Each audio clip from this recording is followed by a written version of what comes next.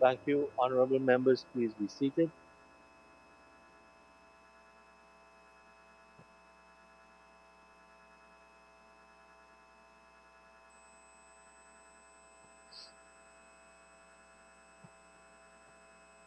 Honorable members, I now call on the Honorable Minister in the Ministry of the Public Service, the Honorable Member, Mr. Deodat Indar. Honorable Minister, you may proceed.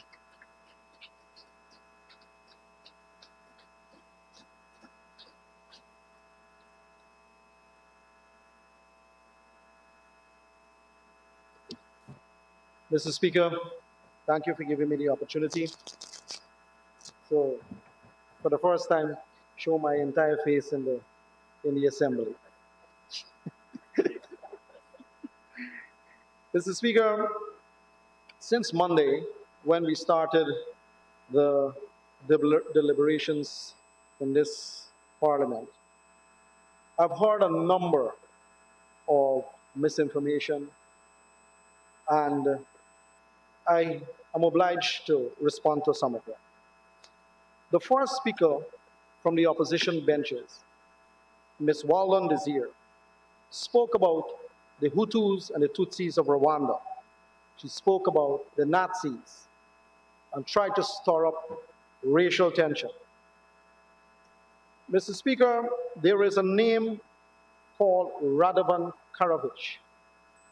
Radovan Karadzic was known in the Bosnian War. He was captured, he was taken to a court, an international court, and he was tried and he was found to be guilty of war crimes, genocide, and that was done as recent as 2016 when he was found guilty. Mr. Speaker, the reason I raise this matter is because we find that the arguments most of the time coming from the opposition benches, and I find that they have not returned from lunches yet, but most of them. But most of the time, and the previous speakers that we heard, most of the arguments, it circles and has a racial undertone. And this is a dangerous thing. When we found Guyana from the no confidence motion with all of the ruckus leading up to the election March 2nd, Guyana, after we took it in August 2nd, it was a country that was broken at every bone. The country was divided. The country was divided deeply. And to continue after a government has been lawfully elected and in office, to continue with these tensions and these racial undertones is something that is a dangerous path. And for those who are listening, I know this parliament has a live feed, and a lot of people around the world follow it in the diaspora, Guyana and the region. They follow what is said here, and for us to continue down this path, Mr. Speaker, I am saying it's a dangerous path. We must stay away from it. I have to respond. I have to respond to the Honorable Member Sherrod Duncan. In his remarks in his presentation to this Parliament said that no help for small businesses is in this 2021 budget, and that the APNU, they did well for small businesses. Something around that, he said. I could not gather the exact wording from the answer, but that is something around that is what he said. But I want to respond to that. And I respond to that by quoting the numbers. Last night, I took the time to go through the volumes from 2015, 16, 17, 18, 19. Well, I have 20 and 21, which was done under us. But in those volumes, Mr. Speaker, in 2015, the tax revenue for the state that they brought in was $135 billion. In 2016, it went up to $142.8 billion. In 2017, it went up to $171.1 billion. In 2018, it went further up to $199.2 billion. In 2019, in a single year, it moved to $226.5 billion. So in that single year from 2018 to 2019, the tax increase was 13.5%. Now, the question we have to ask ourselves, where is this tax coming from? Who is paying this tax? This tax, without a doubt, is paid by households and employees and corporations. So, long and short of it, if you take 2015 at $135 billion, and you come to 2019, which is $226.5 billion, that is a 67% increase from the base year. That is the record of the APNU government, and you cannot hide from it. It is in every volume of the budget. That is the record. Now, to say that you have helped small business, how can you claim that you have helped small businesses when that money was somehow extracted from their pockets? It is added cost to them. That is why when we presented 2020 budget, when Minister Edgell did that, thereafter we passed a whole lot of reversal of those same fees and taxes because there were hardship measures on people. So for the APNU to claim that they help small businesses is nothing more than untruth. The numbers prove for themselves. But what is even more dangerous, Mr. Speaker, is in the year 2018 and 2019, the GDP growth was, 2018 was 4.4%, and in 2019 it was 5.4%. And that information is not taken willy-nilly, it's taken from the World Bank data. If you go to their website, you'll see. So the honorable member just now, Ms. Jarita Fernandez, I think is the honorable member name, that said that in 2019 they had such explosive growth of the economy, it was 5.4%. So I don't know what explosive is 5.4% and how the PPP will have to take years before they build back that. That is pure nonsense. It is pure nonsense. Last year in 2020, we recorded 43.5% increase in the GDP. And that has nothing to do with the APNU, absolutely nothing to do with their strategy or their plan. And I'll explain to you why it has nothing to do with their plan. The non-oil GDP went down by 7.1%. It says that the traditional sector suffered by 7.1%. So for them to claim that 2019 was this explosive year and only 5.4% GDP growth you had, it is utter nonsense. It is misleading people. And we have to call the facts out.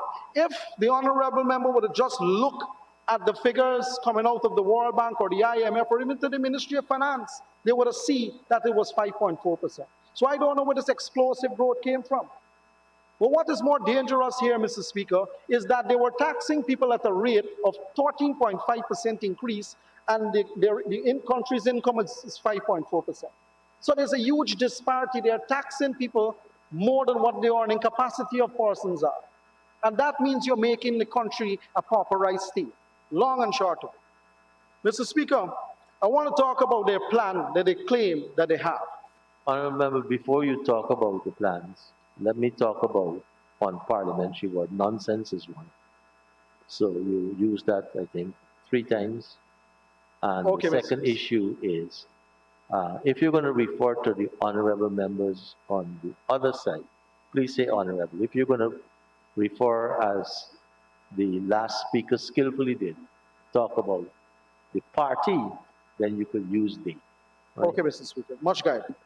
So, Mr. Speaker, I would like to speak about the number of claims made by opposition members over the past 3 days about they having this plan.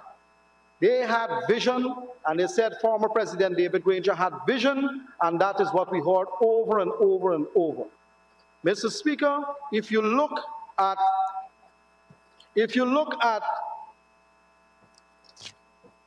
a report that made it in May 31st, 2017. This is by the government, Stabroek News. This one is by Stabroek News. This is the launch, they had a GSDS strategy. We call it Green State Development Strategy. The Green State Development Strategy is what the APNU ventured into. The strategy came late in their administration, and when you look at that strategy, 184 pages of just fluff. There are no deliverables in that strategy. They don't have anything in that strategy can say, okay, this is a piece of paper as a plan for the country, let's go do these 5 things. There was nothing there. That Green State Development Strategy was a failure. It was never implementable. So to say that you have a plan where I'm sure a lot of them have never even read, is a farce. Moving on from that, when President Granger, former President Granger, was campaigning, on the campaign stage, a lot of people were asking, where is the plan for Guyana? He said, I have the plan in my back pocket. That is what he said. Now, imagine you have a whole country to run and you're saying you have the plan in your back pocket. Right? So that is the kind of disrespect that you get from leaders of a nation when you ask them, what is the plan for me and my family or for the children of this country? And they say, I have it in my back pocket. Mr. Speaker, I also heard of people on the APNU side talking about performance and efficiency in government. These fancy words I heard. Now, this is another report from Stabrook News dated May 31, 2019, when their own minister that time, Minister Jordan, said, government continue working on improving public sector investment. And when you read down in this report, it will say that as of June 30, 2017, only 30% of the PSIP program was implemented. 30%. PSIP program, for those who have never heard the term, is the Public Sector Investment Program. 30% alone was implemented. Now, if I hire a contractor and they tell me that they only do 30% of the work in a year, obviously that contractor deserves firing. If you have an employee working and they only work in the 30% strength, it means that that employee is inefficient, they're even below the 50% mark. Here you have an entire government operating at 30% implementation of the public investment program. And these monies, Mr. Speaker, these monies were in the budget, debated in this very house for programs, as they said, would help people. So here you are starving people of resources. That is what it goes down to, Mr. Speaker. Starvation of resources. Again, I go back to the issue of their claim that they didn't tax. Mr. Ramjatan, the Honorable Member, Mr. Ramjatan, said about taxes, and that's how we have carried up taxes, and they paid, and they collected taxes based on better administration. I would like to call him out on this one. On 2nd of February 2020, here is Mr. Godfrey Statius Face, who is the head of the tax agency. GRA rakes in $226 billion in tax revenue for 2019, up from 2018. This they gloat about. Mr. Speaker, this is their government putting both hands in people's pockets. That is what this is. If you gloat about increasing taxes, it came from households, it came from the ordinary workers, it came from businesses, especially small businesses. With small businesses already had a whole long regime of increasing fees and a whole set of things that they changed in 27 and moved from zero rated into standard rated VAT regime with a long list of things that they put in added cost to small businesses.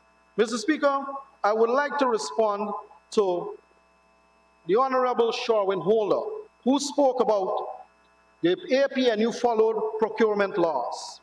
Now, I don't know if this is a joke or what it is. And he spoke of quality of work under the APNU. I really thought that I should answer this because I find it to be untruthful.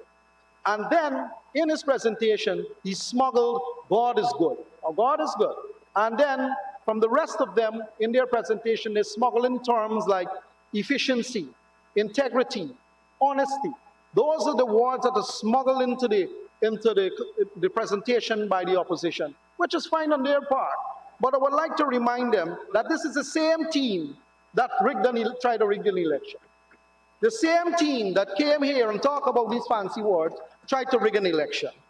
It is the same team that in government had massive land giveaways on the East Bank and on the East Coast and the waterfronts of the country. It is the same team, yes, it is the same team that were taking gifts from state agencies like Transport and Harbors. Transport and Harbors, Mr. Speaker, Transport and Harbors have in their liability over $400 million that they have not paid NIS. It means to say that the workers in Transport and Harbors, money was deducted from their pay and was not remitted on their behalf to NIS to benefit them in their old age. Those monies that were spent for gift is somebody NIS. It is somebody NIS remittance. Same thing with the Demerara Harbor Bridge. Span 9 might collapse soon. The spans that open, span 9 and span 10, span 9 is troublesome.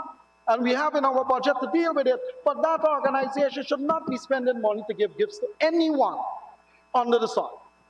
Right? Mr. Speaker, these things, they get under your skin. But to say that you follow the procurement law, tell me about MARAD. Tell me about the MARAD Administration Department that just found out through an audit that 657 million Guyanese dollars were paid to contractor Courtney Ben and Brenco Shipping, one of their subsidiaries, and zero was given in return. No repairs were done, no spares were given, Mr. Speaker. So you cannot say that you follow procurement laws when you have these massive breaches. $657 million could have given 65,700 children their $10,000 grant, Mr. Speaker. That is what you're dealing with. That is the kind of government that we had, and people saw that. So if we think the Guyanese people for fool, I think we are seriously mistaken. Mr. Speaker, I move on, and I have to remind this House and the people that are looking about the airport.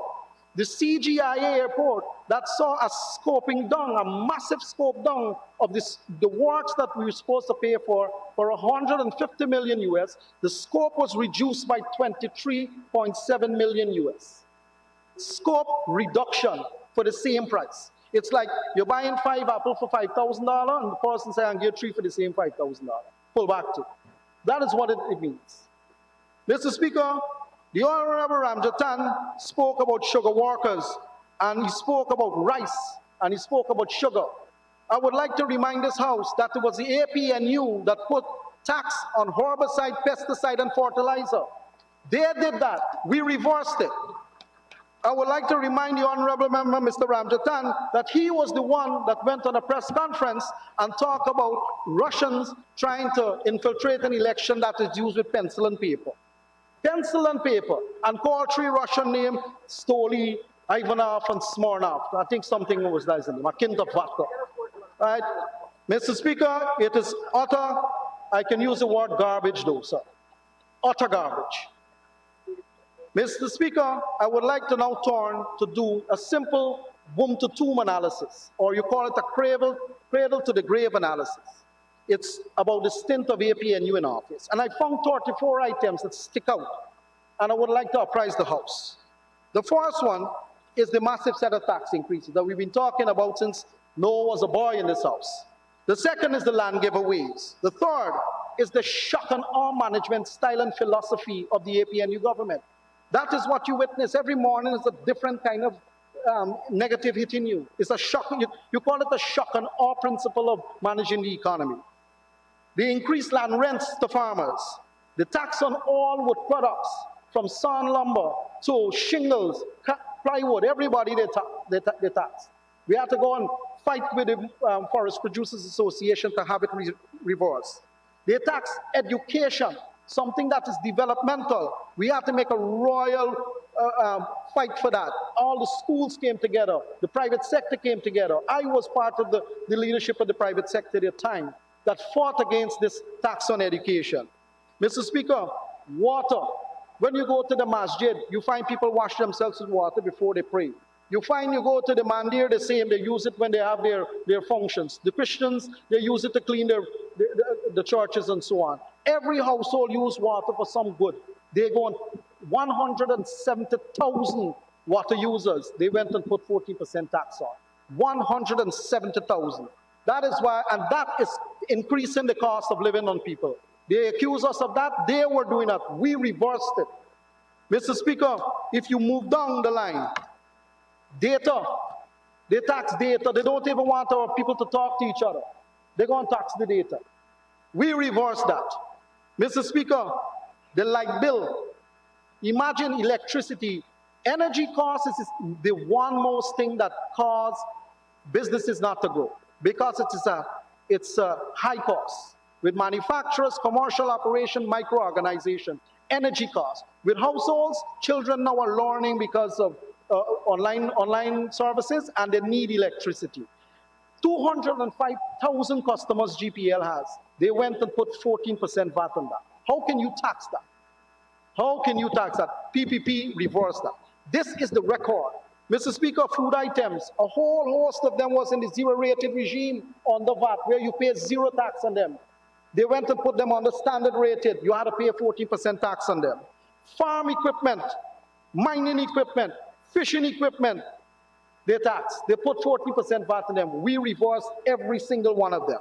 Mr. Speaker, what did they do with this money? What did they do with this money? They paint buildings? What did they do with this money? If they could show what they did with the money, then we'll have a better conversation, but show us what you did with the money. Mr. Speaker, the honorable member just now, Jurita Fernandes, said that we cannot speak to her about democracy and rule of law or something like that. Now I beg to differ. I will speak to them. I will speak to you all about democracy as long as I live. And I will confront you all on democracy as long as I live. Mr. Speaker, the first thing is that former President David Granger breached the Constitution when he hired Mr. James Patterson at GCOM. A president of a country breaching its own constitution that he sold to adhere to. The CCJ said so. I'll come to that just now. I'll come to that. You wait. You sit in your seat. You're going to get it. The other one is the procurement laws. You will check the auditor report. All of the auditor report, you find cases of the procurement act being breached. If you look at the legislation that they brought to this house under their regime, SARA is one of the most perverse pieces of legislation there is that I've ever seen on the face of the earth. Long-reaching tentacles into people's private lives. That is the kind of thing that we saw under the APNU government. Mr. Speaker, they have embarrassed this nation by telling the world that 32 is not greater than 33. They have spent large sums of monies to have legal representation all over. They go to in $1, as they said, till the matters reach res judicata. Res judicata means it reach an end, but you all go to $1 with these legal matters just to pay people, just to pay legal people. Mr.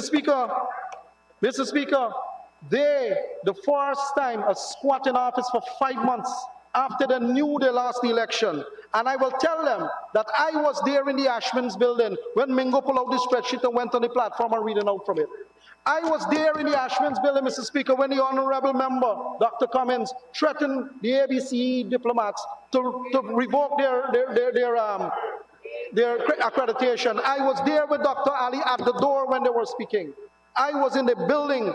I was there at this recount when I heard that they invoked and said how dead people voted. When I was tasked with I was tasked with finding those people, we find hundreds of them that they said were dead.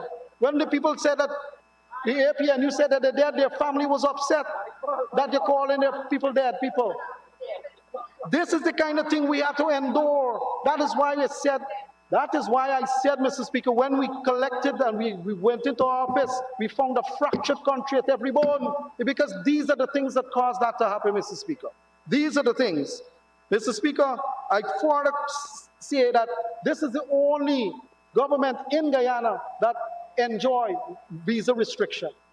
The only government in our history since the Republic. Mr. Speaker, I understand that they will have to heckle me, which is fine. I've been heckled all my life. But tell me what happened to the $80 million US. One of you all across, they just give an account for it. And you can't. You can't. Because we could not have found it yet. You're going great, but you just stepped across. The honorable members over there. Sorry, Mr. Speaker. Mr. Speaker, the Honorable Suzanne Rodriguez in our presentation talk about the housing ministry at the time. They didn't call it housing ministry with 12% implementation rate. Mr. Speaker, there's no other term for that than institutional laziness. Institutional laziness for a ministry to have 12% implementation rate. Mr. Speaker, Mr. Speaker, I want to go to this budget. Mr. Speaker, this budget here was prepared by the Honorable Dr. Ashley Singh, Minister of Finance, and his team. This budget, Mr. Ashley Singh and his team, Dr. Ashley Singh and his team, presented is a template for development. This is the template for development. And I will tell you, in this budget, just for public works alone, the other ministers and MPs will do their share. But I will tell you, I picked up 24 items in this budget on the public works that shows how government money is spent in the right way to create social formation and economic formation. The first one is that government building, $70 million is for government buildings, for a new lab for the ministry. There is $890 million in here for 20 pontoons for the Harbour Bridge and a rehab of Span 9 that is giving us problem. There is public infrastructure in here, $367 million for lights and sidewalks and parking lots. The Ogle to Echo 4-lane bypass road, there is $1,060 million in this budget for that. Dredging and marine works, $425 million, which include the purchase of a new pilot launch and suction hopper for the dredger that we have. Mr. Speaker, $215 million for bridges, for Better Hope, Good Hope, Cemetery Road, Big and Little Baibu, Grand Belt and Ora. Mr. Speaker, miscellaneous roads alone carry $7.9 billion. Urban roads, $1.1 billion. East Coast Demerara Road extension is $1.1 billion from Better Hope to Belfield. Mr. Speaker, the Mandela Road, $2 billion. Public and main access roads, $378 million. Hinterland roads, $2.1 billion. Linden to Mabura Road, 125 kilometers of road, is $3.5 billion. Farm to Market Access Road, $400 million. Schoonard to Parika Road, that's going to open up massive amounts of farmland for investment and housing scheme. We have the studies going to start $200 million in there. The rehab of the Linden-Soos Dyke Road, about $150 million in there. Sea defense, $1.3 billion. Sea and river defense, $3 billion. Waterfront development for Stabroek and Vredenhoek, $185 million. Stellings, the repairs of Wakinam, Fort Island, Parika, Supanam, Legwan, $310 million. Navigational aids for beacons and removal of wrecks in the Demerara River because of the heavy marine traffic there. We have $645 million. Recondition of ferries, Malali, Makaura, Kimbia, and spares for these ferries, $500 million. Mr. Speaker, airstrips in the hinterland, Paramakatoy, Baramita, Karisparu, and Iteringbang, $345 million. CGIA expansion project, $2.5 billion. That is what we have. This budget has $32.9 billion for public works. It is 32% of the entire spend of the country capital works. The total amount of capital works in here is $103 billion, Mr. Speaker. Public Works Ministry alone have $32.9 billion, or 32% of the works. This is in keeping with the President's vision of massive infrastructure development. This is in keeping with our promise to the people when we were campaigning that we will build out Guyana, modern Guyana. This is the template for development, Mr. Speaker. It is right here, and I endorse it fully.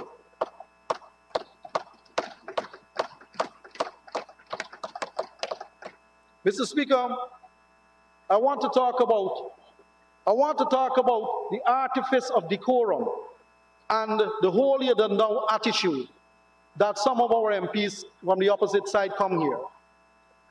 These same MPs, before the election, were on TV.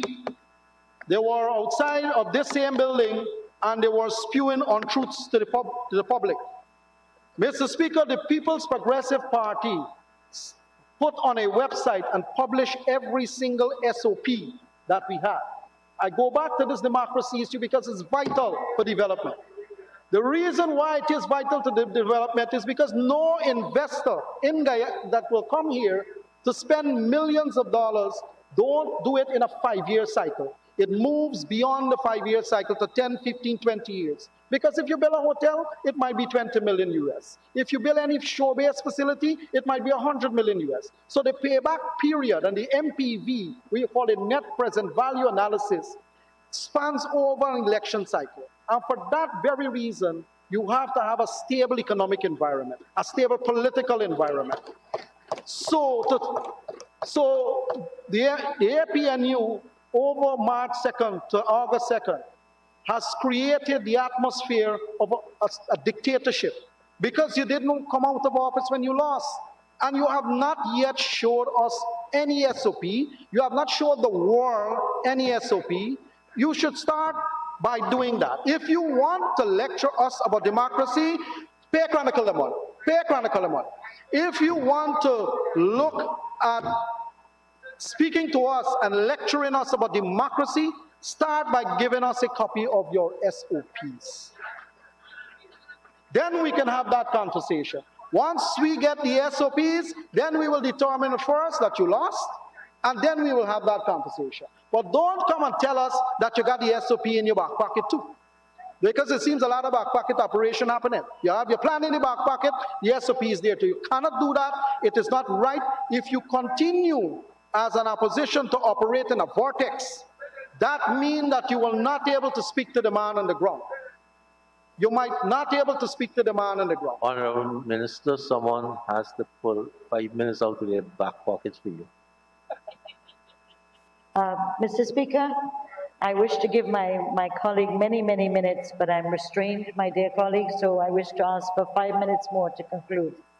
Thank you, Honorable Minister Teixeira. Honorable Minister, you may continue to conclude. Thank you, Mr. Speaker. Mr. Speaker, facial expression tells you what is in a person. It's an expression of what is felt inside. And I saw the young MPs on the opposite side, the younger ones. The old ones, I can tell you they can speak straight face, but the younger ones speak with a little more passion. But then you see some of the anger coming out. Mr. Speaker, and they vent angrily. Mr. Speaker, I have learned, I've read and I've learned that anger is not a plan and venting is not a strategy. I repeat that. Anger is not a plan and venting is not a strategy. We, as the leaders of Guyana, we must find a way to deal with the commonalities. The commonalities that we share for the people of Guyana, for the betterment of Guyanese, we must start on some footing to start that happening. This budget, I heard that some people say they will never support a budget on the PPP side. But this budget, apart from the infrastructure and the hard assets it will deliver to the people of Guyana, there is a whole host of measures on the social services side. On the social services side, to help our people, help the disabled, help our pensioners, help the elderly, help children, help the sick. This budget has monies allocation inside to deal with programs there. So if you say that you will not agree with the elements of this budget, is that you're saying you're not agreeing to helping the pensioners. You're not agreeing to helping the sick. You're not agreeing to helping the children and the elderly. Is that the position? Is that the position that we want to take as leaders in Guyana? Mr. Speaker, I think not. I think not. But I do endorse His Excellency when he spoke in his opening remarks in our parliament about oneness. Mr. Speaker, children look at every one of us as we speak here. Children look at every one of us, our children, our collective children, and they see our behavior, and we don't want to create a country where we have sheer miscreants and kavakamites. We cannot do that. We have to have a culture where we grow children that show respect and deal with each other in kindness. Mr. Speaker, I hope that for the leadership of this House. And I'm asking my friends on the other side to at least start with some of the truths. Start with some of the hard thing about accepting that you've lost the election and you are the opposition. That is the first part. And let's talk about democracy. Let's have that serious conversation. But don't do it, accuse us, and you don't have not a single shred of evidence to say that you've won. Mr. Speaker, I believe that I made my case today. and I commend this budget to the Parliament for approval. Thank you, sir.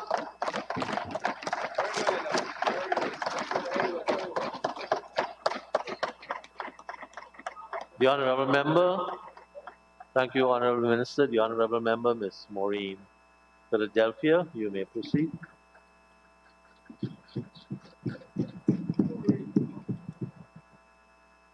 Thank you very much, Mr. Speaker. As I rise to make my contribution to the subject at hand, Mr. Speaker, I wish to thank the public servants at the Ministry of Finance who would have worked tirelessly in completing this document. Also, Mr. Speaker, I take the time out to extend condolences to the Honourable Member, Gail Teixeira, on the passing of her dad. I therefore ask that she find solace and comfort knowing that she's standing on the shoulders of her father. And to be absent in the body is to be present with the Lord. Mr. Speaker, please allow me to once again thank the Guyanese people who would have given their continued support to APNU AFC. And in so doing, Mr. Speaker, I ask them to use the experiences gained from the many events of 2020 to brace 2021, knowing that their hopes were shattered once again by the big jet which landed on the shores of Guyana, February 12, 2021. Mr. Speaker, this and every other day as I rise, I thank God for life. And even as I thank God for life, I remember those families, Mr. Speaker, that often struggle to deal and cope with the events of the day. Another day to COVID-19 and related deaths. Another day to cocaine bust. Another day to domestic violence. Another day to wanton dismissal of public servants. Yes, another day to jailbreak. Did I say jail loose out? Yes, Mr. Speaker, and another day of the disappearance of a boat with dead bodies. But Mr. Speaker, the funniest part of this movie is that the boat had no engine. Mr. Speaker, the shattered dreams is splattered with 3Ds. The 3D I speak about, Mr. Speaker, is not the three-dimensional teaching aid that we use to ensure that concepts are taught effectively. Neither am I talking about the 3Ds that the Honourable Member Vishwa Mahadeo used in the House to entice lovers for sex toys. Mr. Speaker, but rather it speaks to disingenuous, disrespectful, and deceitful. Mr. Speaker, no lesser a person than the Honourable Barra Jagdeo spoke of salary increase for public servants. It's the secret of the century. Since the page in the budget document that should speak to wage and salary increase disappeared like the boat with dead bodies. Disrespectful, deceitful, disingenuous, Mr. Speaker. Follow me. Notwithstanding the fact that I am this side of the House, I am House proud. Yes, House proud. Mr. Speaker, I anxiously await the day for the honourable members of the other side to come clean with truth, but rather it's far from reality. But I do believe, even as I wait, Mr. Speaker, that wait will take forever, since decency is not the norm. You know, Mr. Speaker, there's a difference between being honorable and being called honorable. Not every person that wears a crown is known to be a prince. Mr. Speaker, yes, I am house proud.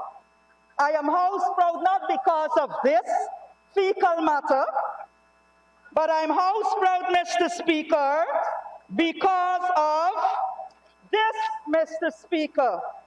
It was under the APNU AFC government that we recognized the input of public servants, and the David Langergrad-led administration would have established a public service college where public servants are trained to be effective as they deliver on a daily basis. Mr. Speaker, I am also proud because of this. Water purification plant was installed at LBI. Prior to then, Mr. Speaker, this is what we had for water. But God bless APNU AFC, we received this.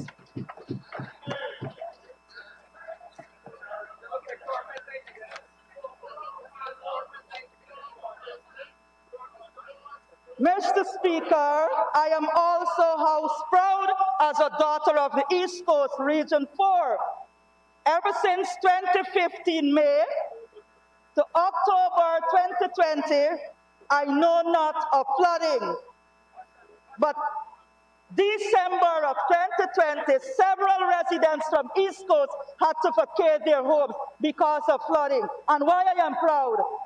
Pumps were erected on the East Coast, compliments of APNU AFC. We are still to see the other two pumps at Hope and Belfield commissioned by the PPP.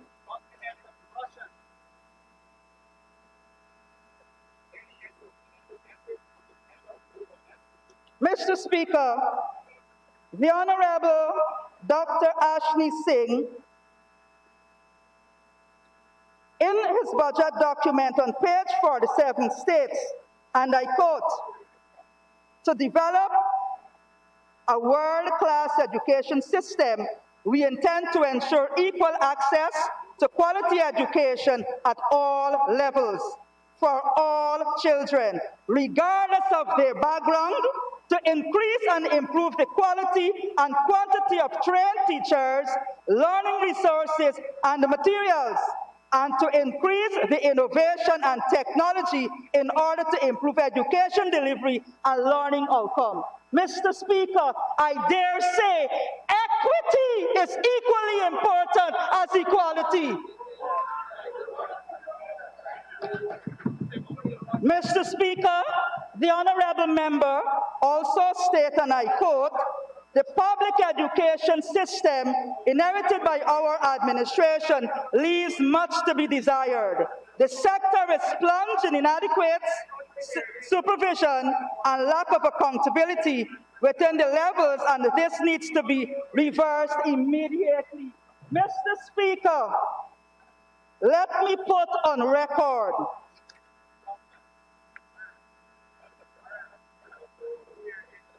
one would have thought that by now, even as education has adjusted to the pandemic and its modalities, there would have been some mechanism in place to add financial burden, to take care of financial burden placed on our teachers and other public servants. But rather, Mr. Speaker, this document only seeks to address furniture, troughs, sinks, PPEs, among other things. No consideration was given to our teachers, when teachers are the ones on the forefront in ensuring the nation's children are continuously taught. Those that mold the nation, Mr. Speaker, we ask, how far long can we wait from now for their contribution to be recognized? How long more do we have to wait to ensure our teachers who impart knowledge, skills, attitude, and values to the learners are adequately cared for? Mr. Speaker, Guyanese experience an era where a one-hand man plays a tune on a one-man band. I am house proud, Mr. Speaker. Yes, it was the APNU AFC government between the years of 2015 and 2019 teachers saw significant improvement of wages and salaries. Mr. Speaker, the learners will receive $15,000 one-off cash grant. But while this is so, how many of them will benefit directly from that $15,000? Disrespectful, disingenuous, deceitful. Mr. Speaker, it was under the APNU AFC government that Guyana was dubbed the best performer in the Caribbean for C6 Cape in the year 2019. As a matter of fact, Mr. Speaker, it was under the APNU AFC government that the National Grade 6 assessment of the public schools came back to the top. And of course, performance of Region 4 remained constant. I turn to my colleague, Dr. Nicolette Henry, and I say, thank you very much, Dr. Nicolette Henry, and the hard-working staff of the sector, Ministry of Education sector, and of course, our valued teachers.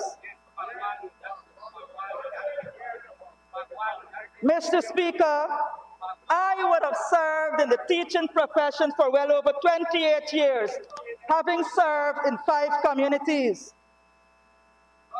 Northbrook Nursery was without security guard, even though that school was commissioned in the year 2000. Youngsters in that community scaled the fence, gaining access to the outdoor equipment and flew trees.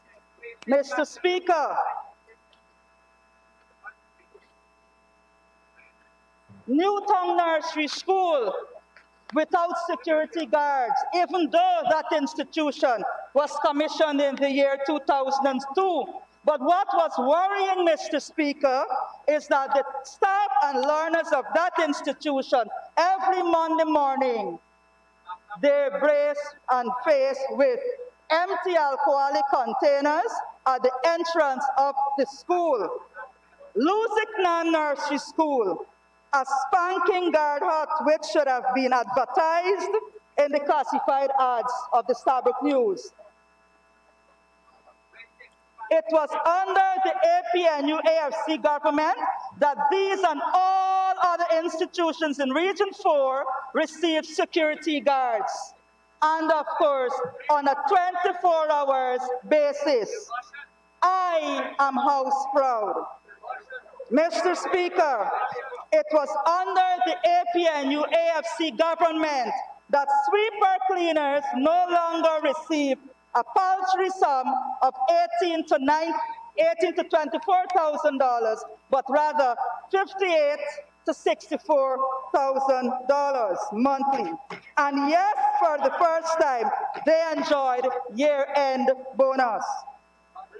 But Mr. Speaker, while this is so, these contracted employees have to work the same hours and doing the same chores like their counterparts on the fixed, and they are not remunerated accordingly. Shame, PPP, shame. That's the problem. Shame, PPP, shame. I beg the question, Mr. Speaker.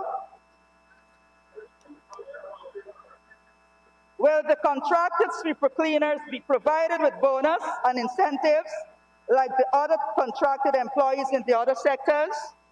Will these contracted sweeper cleaners be put on the fixed establishment like their counterparts? We need to remember these are the personnel that keep our institution clean so that the nation's children can be educated in a clean and healthy space. Yes, I am house proud. Honorable member, in order to conclude your presentation, you will need an extension of 5 minutes. Generous, Mr. Speaker, I crave 5 minutes more for my colleague to finish our presentation. Honorable member, you may continue. Thank you, Mr. Speaker. I am not taking off my shoe in combat, but rather I want to be comfortable as I bring the facts. The Honorable Member Susan Rodriguez passionately presented her budget of billions of dollars expended 2021 for the improvement in water and sanitation, but none of those monies were allocated to region number 4. Shame, PPP, shame. Mr. Speaker, the communities of Lusignan, Manrepose, Triumph, LBI, and other communities were plunged into water woes since October last.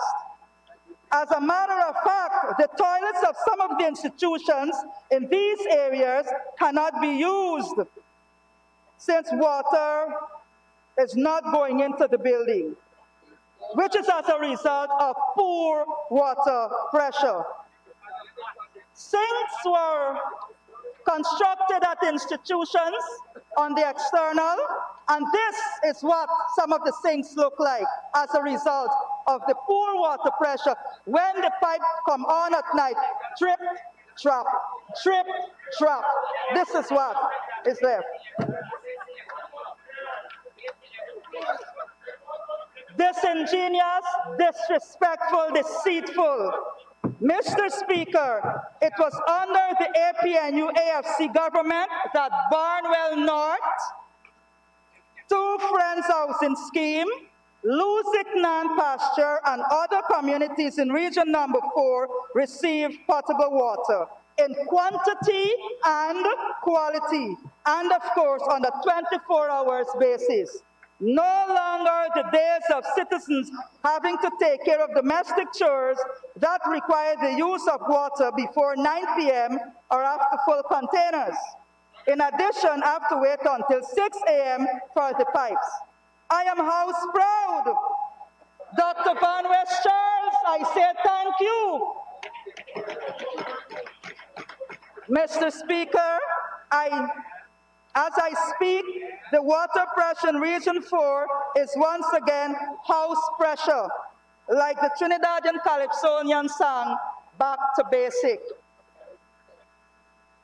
The floor is so weak that residents are no longer enjoying the luxury of shower, but rather they have to use bowls to dip water from bucket to bathe.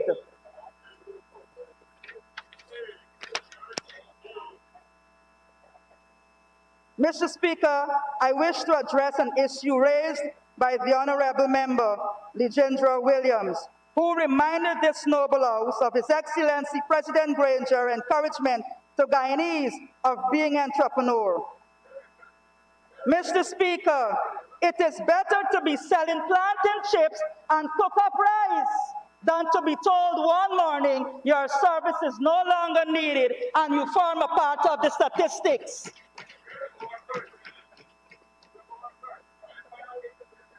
I say this, Mr. Speaker, my colleagues on the other side, subliminal messages will not demoralize us. Plantain chips and cook-up rice are all Guyanese cuisine, of which all of us enjoy.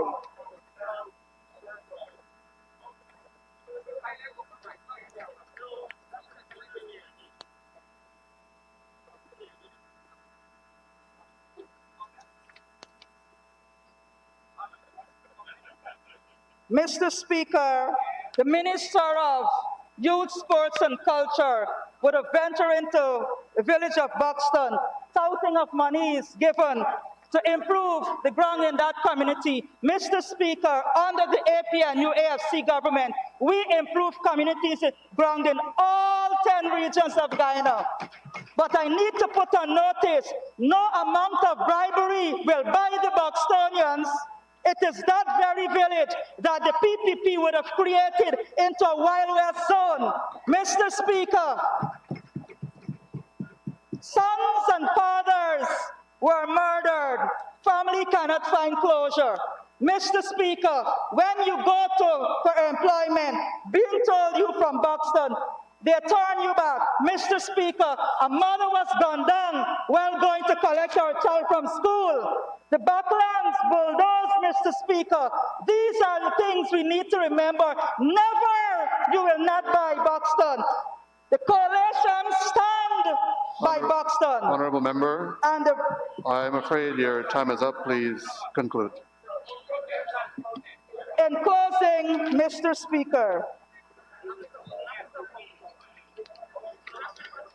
in closing, Mr. Speaker, I ask the question, why?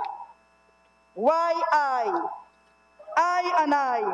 a mother, an educator, a public servant, a Guyanese, accept this as is.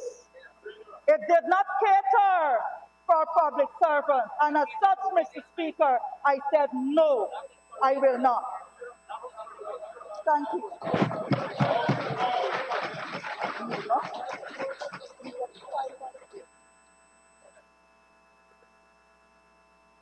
Thank you, honorable member. Our next speaker is the Minister of Foreign Affairs, the Honorable Hugh Todd.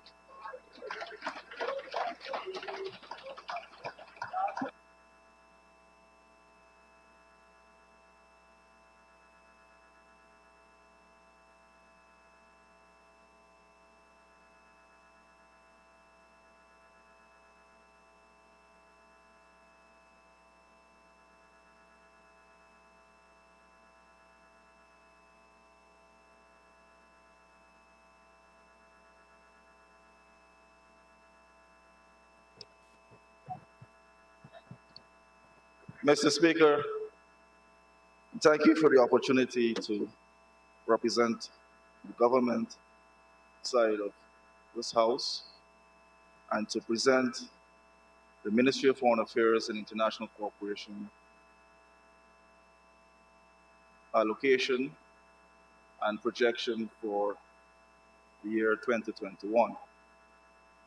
But Mr. Speaker, before I go into the substance of the allocation for the ministry, I would like to do some house cleaning. There are some matters that need to be addressed and put to rest.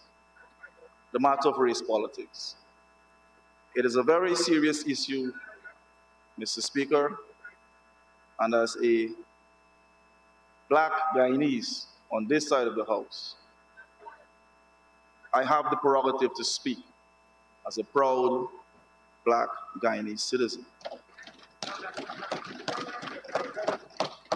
Mr. Speaker, I have listened to the opening remarks and the substance offered by the first speaker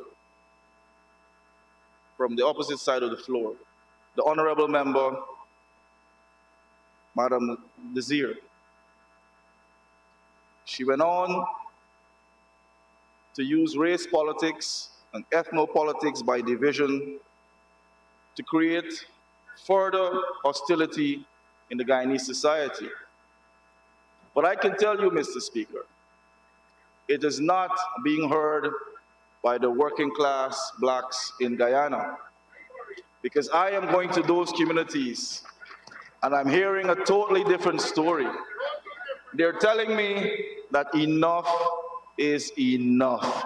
They are tired of the race politics and they are tired of the misrepresentation of the working class blacks in this country. Mr. Speaker, that is a theory that the PNC-led coalition are perpetually used to confuse the working class people in Guyana, predominantly the black working class. And we, on this side of the House, are going to confront it today, because this is a situation that should not persist in any 21st century society that wants to build a future for each and every citizen. And on this side of the House, we are going to put that to rest by ensuring that each and every Guyanese citizen is fairly treated and fairly catered for in a society that is open, all-encompassing, and has the value system that will allow each and everyone to participate in the development process. Mr. Speaker, I cannot speak without referring to data. There's a thinking on the other side of the House that each and every black working class votes for the PNC. That is the thinking.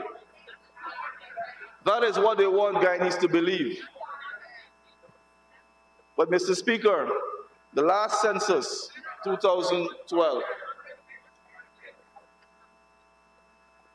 a census that is done every decade, one is due next year, puts black Guyanese at 1/3 of the population. Indians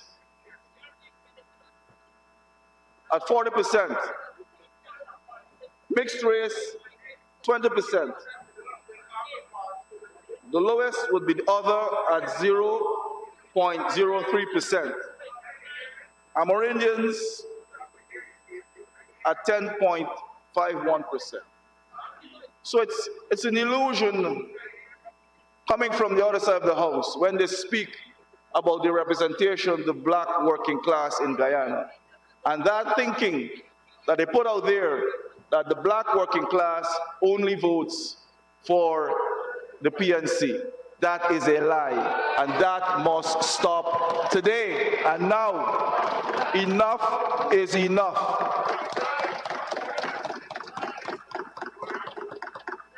Mr. Speaker, Guyana's population is 0.786 million. The last voters list, 0.661 million. Votes cast and counted, 0.46 million. Mr. Speaker, the People's Progressive Party Civic won the elections with 50.69% of the votes.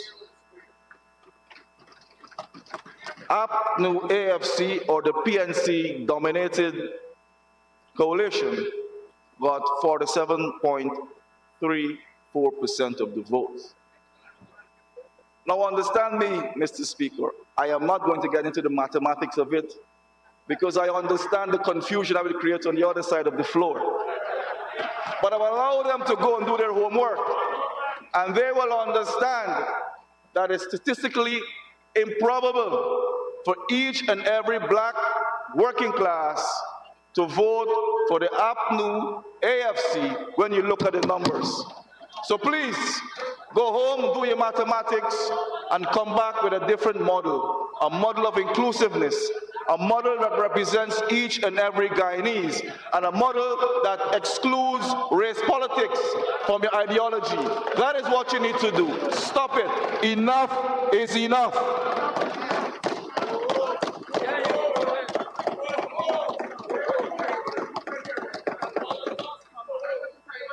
Mr. Speaker, this is supposed to be a budget presentation, so I'll do my best to include the budget in my narrative.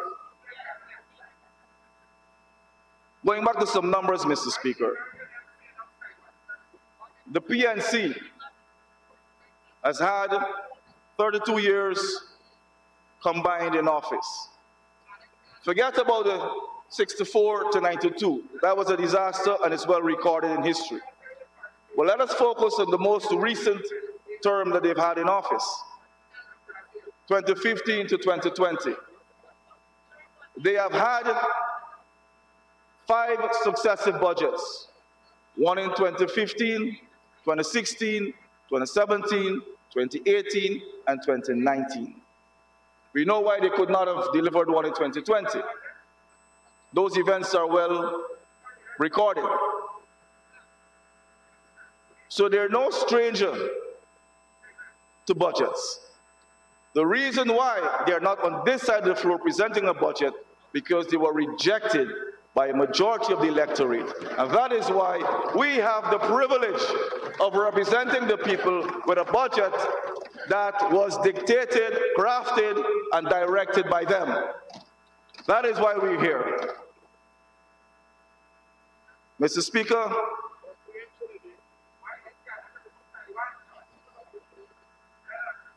the PNC-led coalition government has had a disastrous history in this country.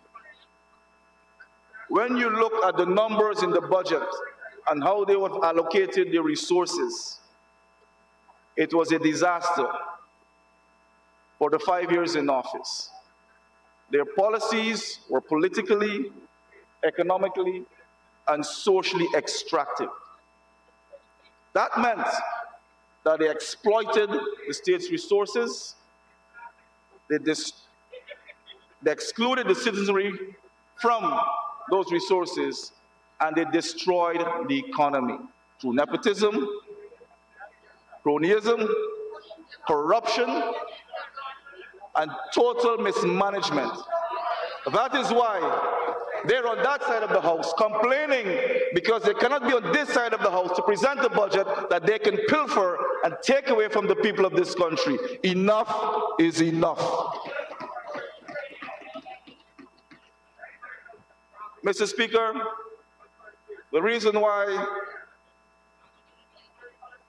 the PNC-led coalition is not allowed to represent the people is clear. They lack the respect for accountability, transparency, and the rule of law. Key pillars for any electorate to judge a political party by. We, on this side of the house, the government side, are always adhere to good governance, the rule of law, accountability, and transparency. And that is why we are able to stand here today presenting a budget that is for the people. Mr. Speaker,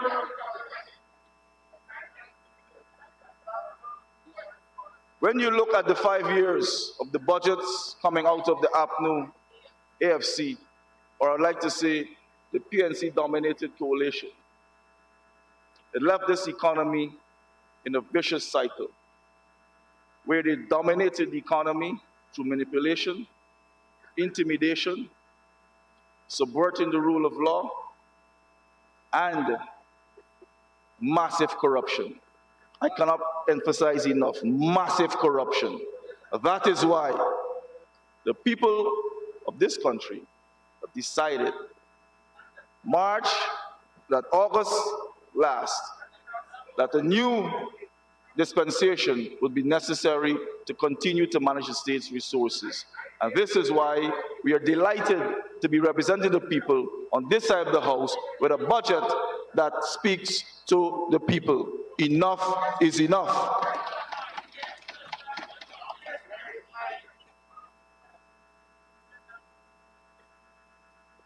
Mr. Speaker, I have a document, excerpts verbatim in quotes from the honorable members on the other side who have gone before me, who talked about us, referring to working class Guyanese citizens as hungry belly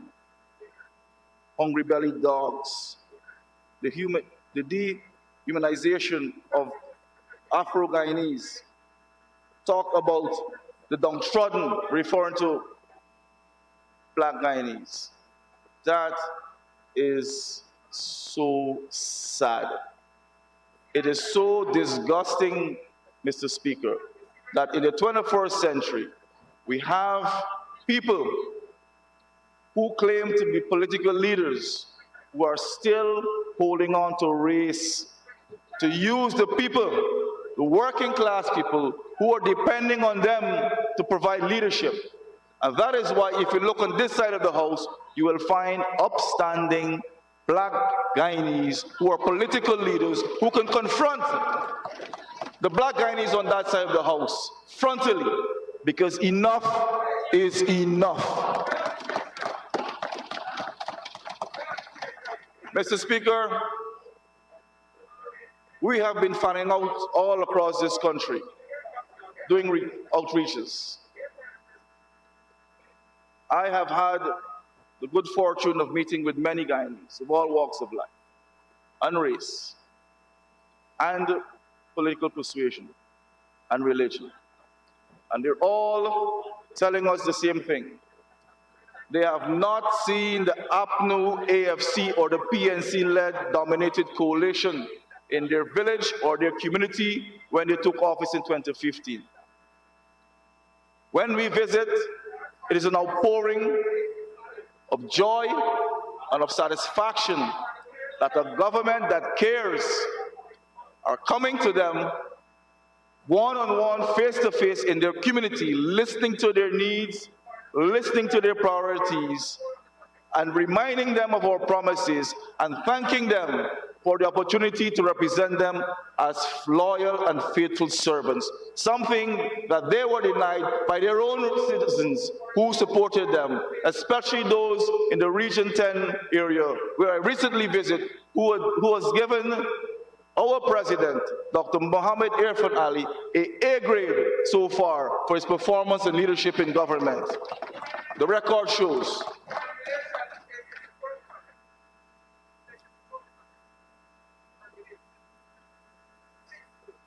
Mr. Speaker,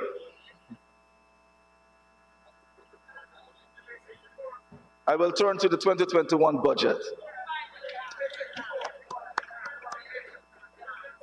But before I do that, Mr. Speaker, I would like to encourage the honorable members on the other side, the opposition side of the House, to read the United Pathway to Prosperity, the inaugural address to the 12th Parliament by His Excellency, Dr. Mohammed Irfan Ali, where he advanced the concept of one Guyana, oneness, a concept that speaks to unity,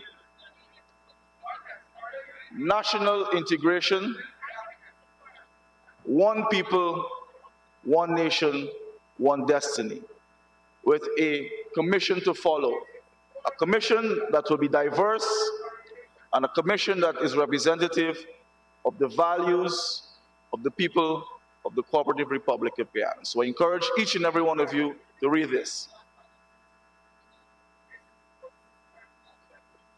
Mr. President, Mr. Speaker, we, on the government side of the floor, have benefited immensely from the vision of the President, His Excellency, Dr. Mohammed Irfan Ali.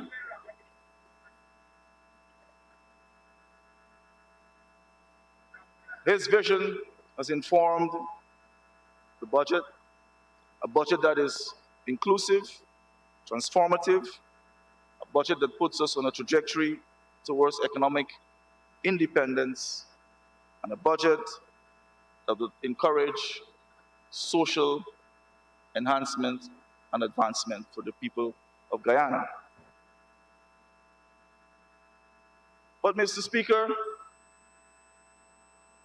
my honorable colleague, Dr. Ashni Singh, did not pull figures out of the air to put together this budget. This budget is an outcome of a journey that began when we were in opposition. Recall, Mr. Speaker, that we had a national consultation back in February 2019, where we brought together different groups from all walks of life throughout the length and breadth of Guyana to listen to their concerns, to get their input, to be able to drive the process. Recall, Mr. Speaker, also that listening to those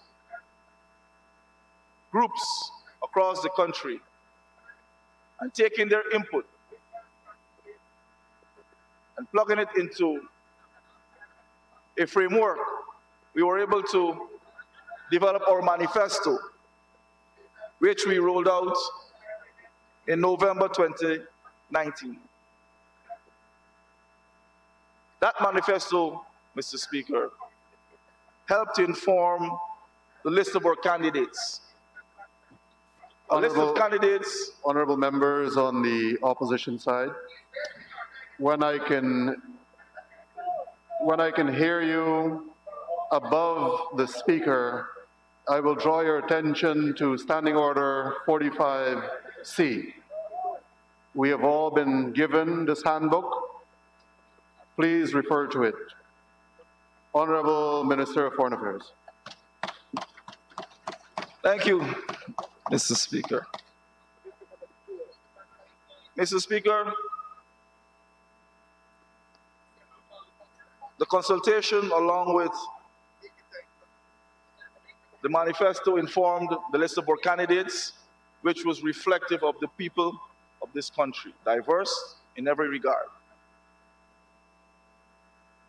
When you package all of that together, Mr. Speaker, we were able to win the confidence of the people, of the electorate, and we were able to take office with a mandate to deliver on the promises that we would have made in our manifesto and the list of candidates that we would have presented to the electorate. That took us, Mr. Speaker, to our budget. Our budget was informed based on the foregoing. Our manifesto had promises for 5 years. And we were able to start that process with our first budget, notwithstanding the emergency budget having had to deal with the failures of the past administration. I would not go into that. I don't have enough time for that, so I want to focus on what we did for the people. The 2021 budget was informed on the foregoing, Mr. Speaker, and it is a budget, the largest budget, one that is people-centered, pro-business, pro-poor, and one that will stimulate and drive job creation through diversification, value-added, and a manufacturing base. That is the budget, and that is the history. There is no other political party, or there is no other political party in this country, in our political independence, that can boast of a budget that has always been reflective of the people of this country, who have informed the direction on how we allocate our resources. Mr. Speaker, as they say, pressure bust pipe. They're leaving.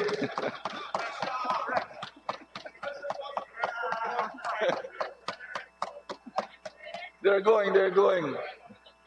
But I have to continue, Mr. Speaker. Mr. Speaker, the budgetary allocation for the Ministry of Foreign Affairs and International Cooperation is to the tune of 5.8 billion Guyana dollars. Program 1 is allotted 1.8 billion, which Program 1 refers to headquarters here in Georgetown. Program 2, 3.9 billion, which speak to our overseas missions. I have the floor, honorable member. Thank you very much. Program 3, 55.5 million Ghana dollars, and that is allocated to our foreign trade department. So, Mr. Speaker, the allocation given to the Ministry of Foreign Affairs and International Cooperation is carefully crafted and aligned to give momentum to Ghana's foreign policy agenda.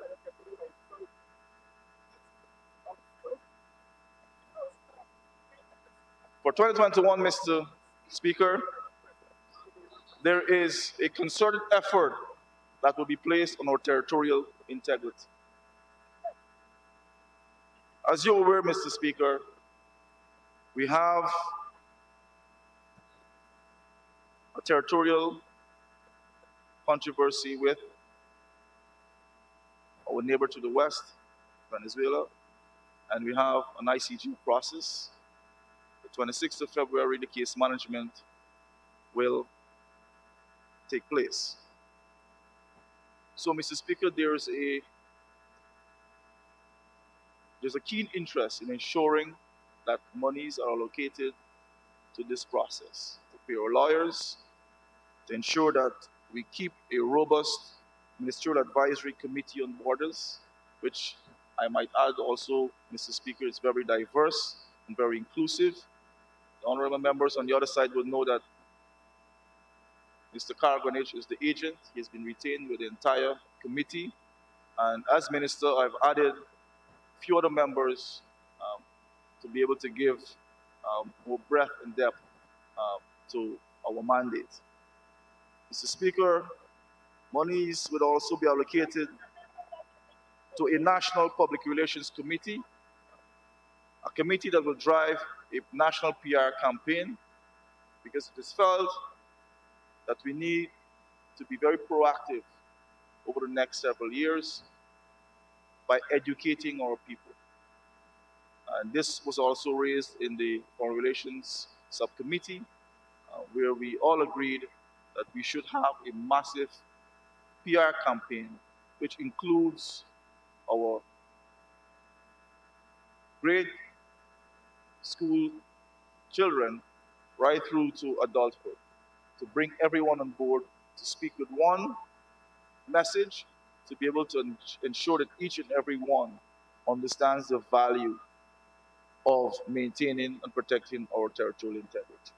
So we're not going to spare any monies in this effort.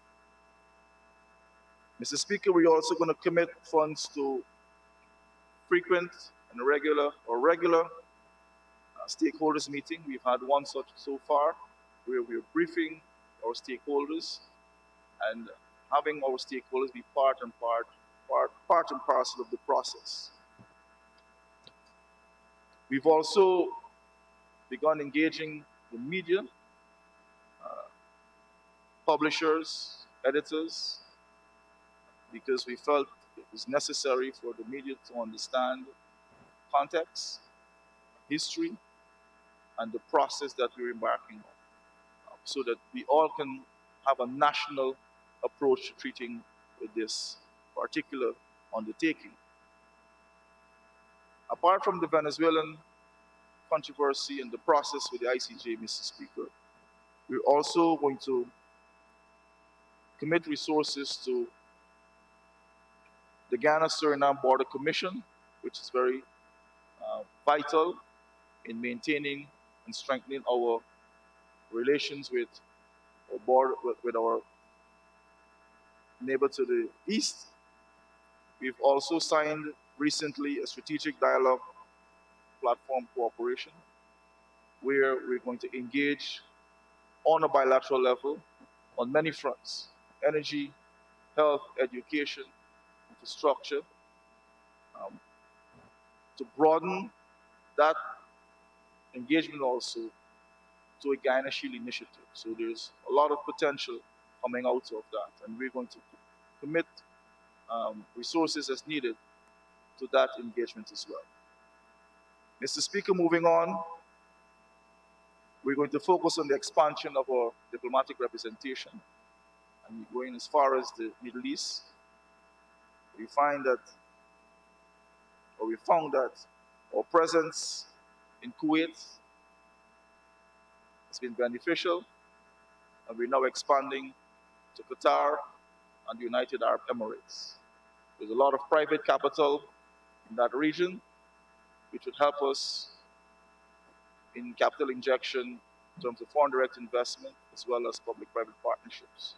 And we're looking to tap into that region through our foreign relations, which will drive that process for economic cooperation and integration. So we will have to commit resources to missions, maintaining them. There will be some support provided by the Qataris and the members within the UAE. We're also exploring the option of a mission in Ghana, and this is a rollover from the previous administration. So we're now looking at the financial model and the benefits that can be derived from our presence on the continent. Resources also will be committed to our traditional partners. As you know, and can recall, Mr. Speaker, Honorable member, in order to conclude your presentation, someone will have to grant you an extension of 5 minutes. Mr. Speaker, I would like to ask for a 5-minute extension for my colleague to conclude his presentation. so Honorable briefly, Minister of Foreign Affairs. thank you, Mr. Speaker. So we're going to strengthen our relations, Mr. Speaker. I'll try to be brief with our traditional partners. There are a few agreements that were already signed, cooperation in terms of security, as well as economic cooperation. So we'll see a lot of movement in that direction soon in Guyana. We'd have seen of the visit of Secretary of State Pompeo. We've seen visits from my Brazilian counterpart. I'm in touch, or I'm soon to be engaging my counterpart in Canada, as well as the EU countries. Mr. Speaker, our regional and hemispheric integration is a priority as well.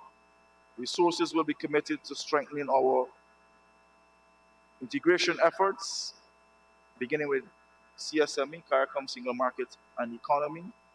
We're going to establish a CSME unit headed by an ambassador, and Guyana has already taken back the helm of the agricultural agenda, which was abandoned by the previous administration, the Jagdo Initiative, which I think is not palatable to them, but it's a CARICOM initiative.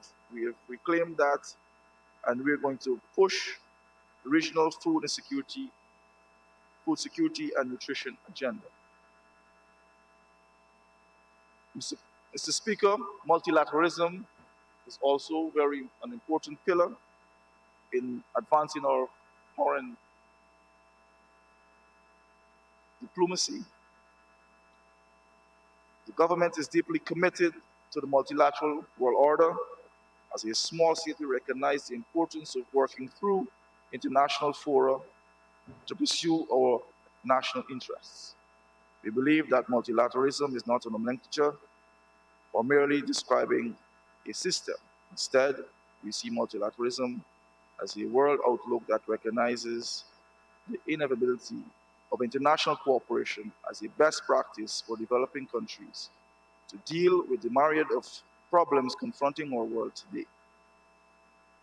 We have successfully contributed to the diplomatic trust of Guyana to safeguard our core national interests, enhancing the visibility of Guyana and creating an international environment that will allow us to pursue inclusive and sustainable national development. Mr. Speaker, we're also going to commit resources to diaspora and migration. That is, as part of that, we're going to develop data-driven solutions to migration challenges. We're also going to produce a Guyana migration profile and also a migration governance indicator assessment. We're also going to give considerable attention to economic diplomacy, bilateral agreements, promoting Guyana's growing economy through investment opportunities for international businesses. In closing, Mr. Speaker, I would like to leave this with this honorable House. Political leaders, including blacks, who believe in the practice of race politics, political opportunism, and a budget that benefits them and not the people, will be found on that side of the House. Political leaders, including blacks, who believe in the practice of good democratic principles, inclusive governance, and the rule of law, and a budget that benefits the people, will always be found on this side of the House. Enough is enough. I thank you, Mr. Speaker.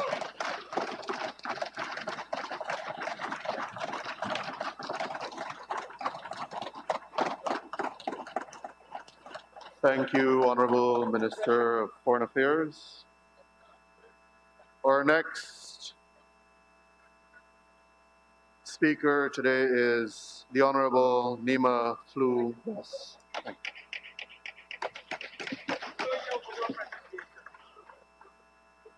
Thank you, Mr. Speaker. I would like to start by sharing this African proverb which says, examine what is said, not who is speaking. I heard the Honorable Minister earlier, Mr. Indar, claims of misinformation, racial undertone, tension, and all of these. And then I heard the Honorable Todd come and give a similar sentiment. Mr. Speaker, if you speak on something, an issue that needs to be dealt with, I don't know how you can use that as political undertone. We have an issue, we have to deal with it. If it is not seen as an issue, it will never be dealt with.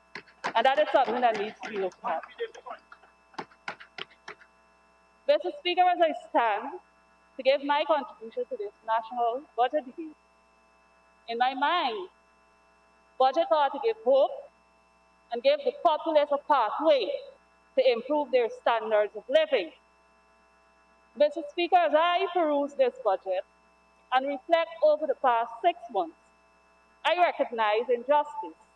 I recognize dismissal and displacement of innocent Guyanese workers and the inequitable distribution of the COVID grant relief carried out by the honorable members on that side of the House. I wondered, Mr. Speaker, I wonder, how does this budget bring hope and give the pathway to an improved standard of living? Or, as the budget suggests, how does this budget bring oneness to Guyana? Mr. Speaker, I examined the first objective in the budget and stated on page 4, paragraph 1.14, it says it's going to be navigating COVID-19 as long as it is around while the economy progressively opens. Guyanese in the world have seen the navigation tool currently being used by the PPPC regime. The distribution of grant relief is plagued with discrimination and injustices. Mr. Speaker, this is one evidence. Distribution of grant, the police with large guns, walking around the community with a group of PPPC activists to distribute this money to selected households. I, as a representative of Region 4, would the distribution of COVID relief from Suicide Collision Highway to Mary, straight to Echo. I tracked them. The children in the community, they were terrorized just seeing the police walking into the communities with guns. I don't think no sensitization was done to let the children be aware that this is the method that will be used. I don't even think the citizens were aware that this is the method that will be used. We are navigating, but we're terrorizing at the same time because I am quite sure the children were wondering why. Why is it the police in our yard with a gun to share this COVID relief? This is one of the navigating tools used by the PPPC. Mr. Speaker, I would also like to let you know, Mr. Speaker, that this discriminatory practice caused many to be distressed. Not only are many Guyanese denied the right to access the COVID relief through the PPPC method of distribution, but also the quantity of the money distributed would have caused distress to several Guyanese. Mr. Speaker, I can recall visiting Grove, 2nd Street Grove, where I met a pregnant mother, full term, complained bitterly of being deprived of receiving the grant because, according to the leader of that group, she was an intruder to the community. And that remark was made because she was of a different ethnic group. That is discrimination. Mr. Speaker, it was sad for me as a legislator in this House to stand and see a mother cried for $25,000. $25,000, Mr. Speaker. If a family of 3, $25,000 will get them some groceries, some personal care items. If they have a child, they might be able to pay for the internet and get some photocopies done, but it basically will be valid for a week.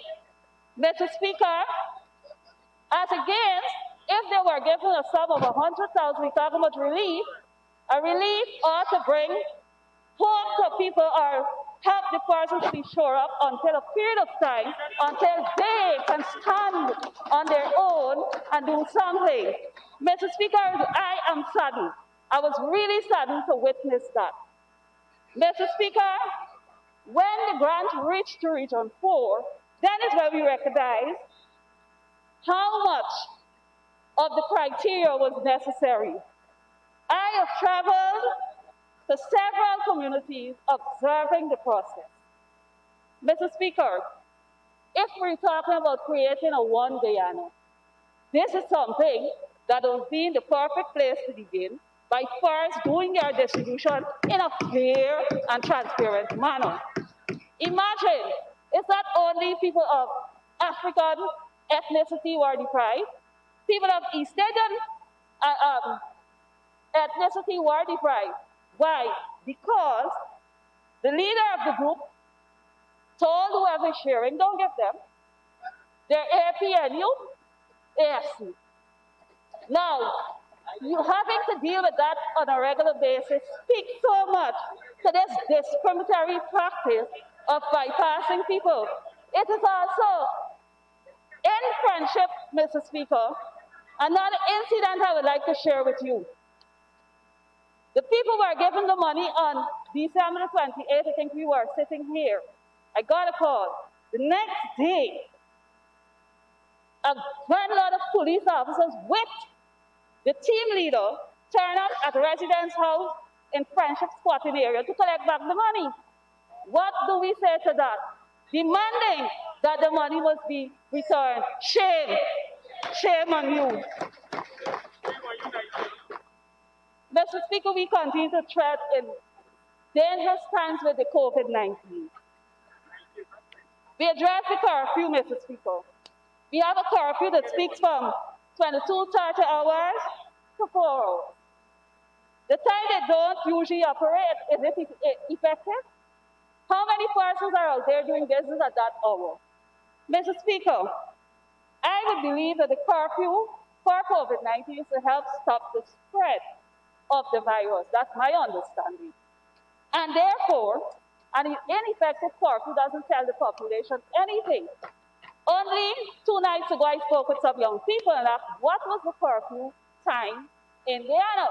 You know what the young people said? There is no curfew. You could drive as you like, walk as you like, and do as you like. That's the message given. Mr. Speaker, this is just an example or a sample of the grand navigation scheme presented by the PPPC and still results. Imagine this scheme that they're currently using still results in the CDC issuing an alert that COVID-19 in Guyana is at level 4, very high, and it says do not travel. The U.S. Embassy in Guyana alerts and messages level 3, reconsider travel to Guyana due to COVID-19. And they tell you to exercise care and caution and so forth, Mr. Speaker. Mr. Speaker, I would like to remind this honorable House that inaccurate information could only be accepted by those who have lack of access to information. It cannot affect anybody else. And the people can go and check.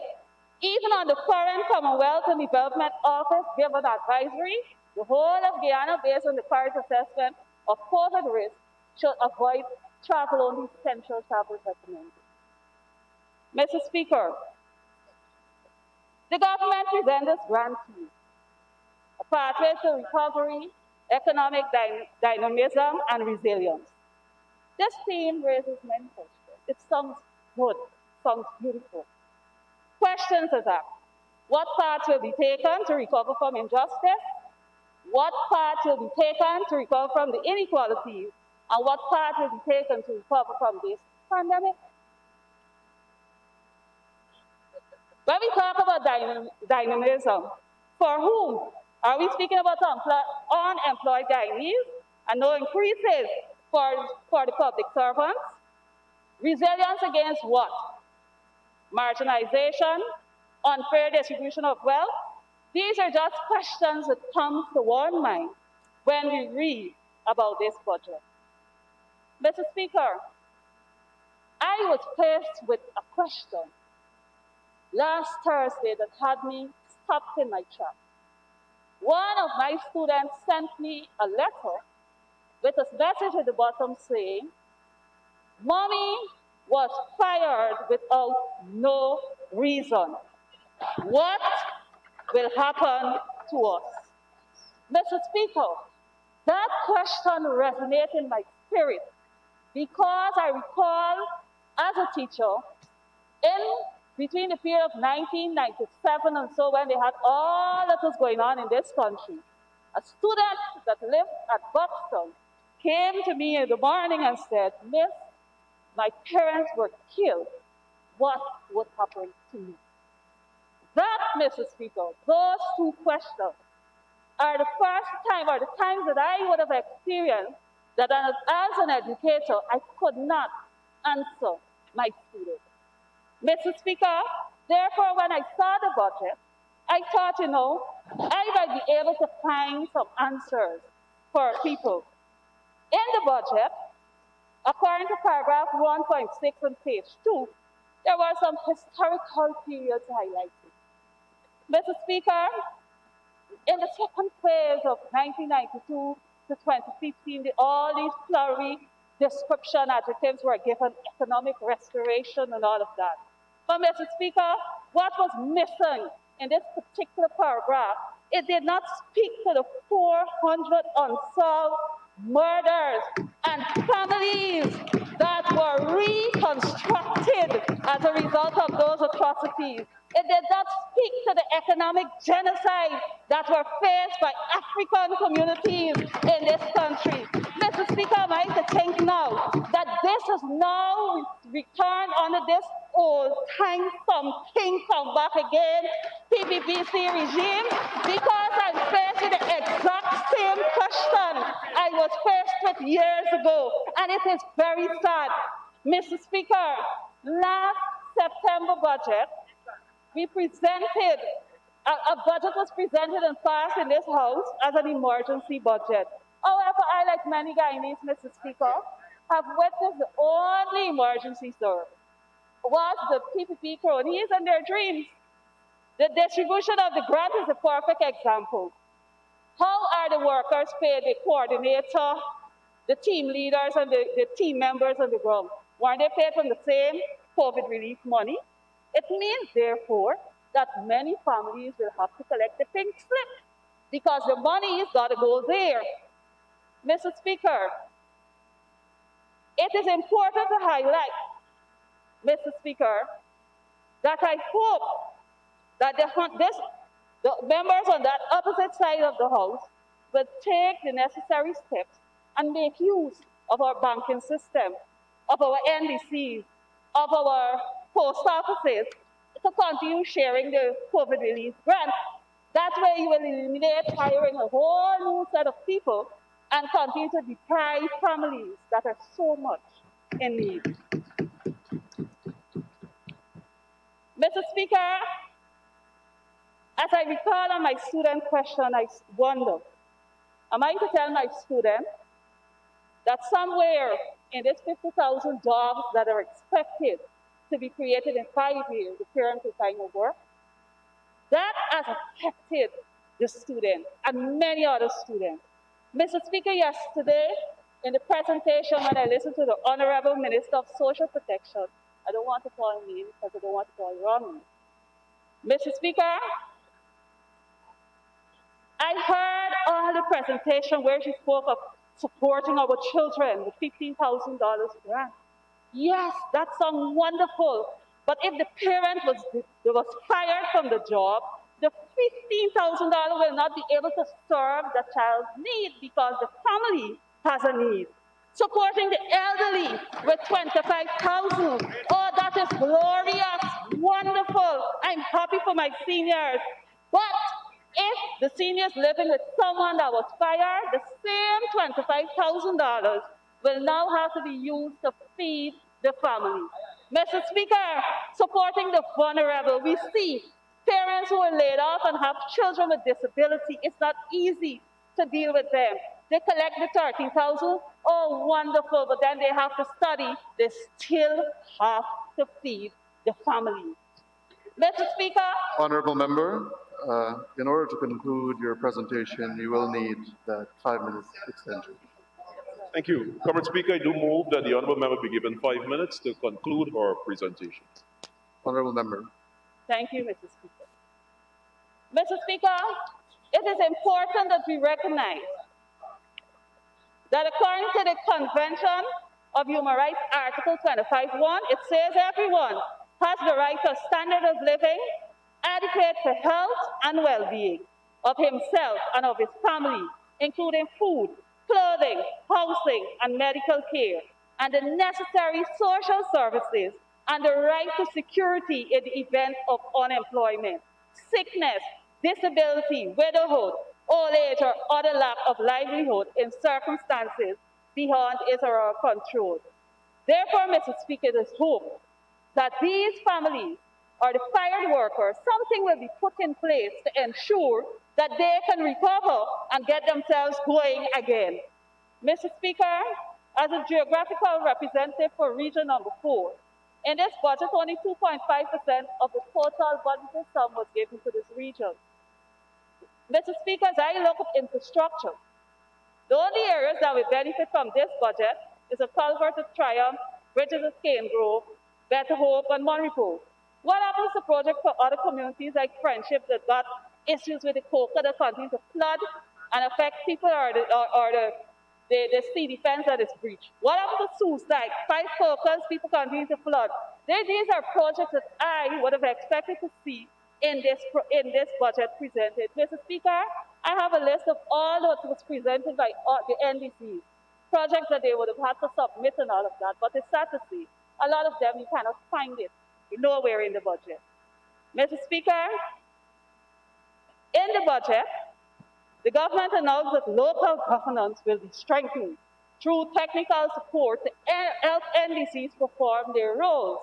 I'm happy to see that, but however, Mr. Speaker, it is hoped that the NDC will not be forced to spend their subventions or non-functional lights and crush and run and other things to the community that the community does not necessarily need.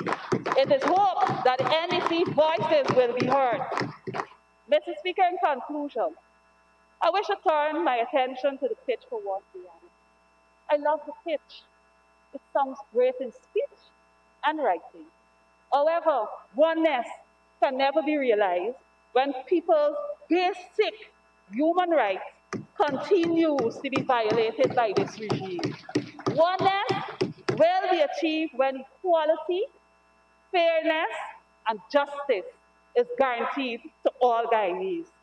Mr. Speaker, I close with this quote from Senator John Kerry on the budget. This budget is like an Enron budget. Smoke the numbers, cook the books, hide the truth, and hope no one finds out. I thank you.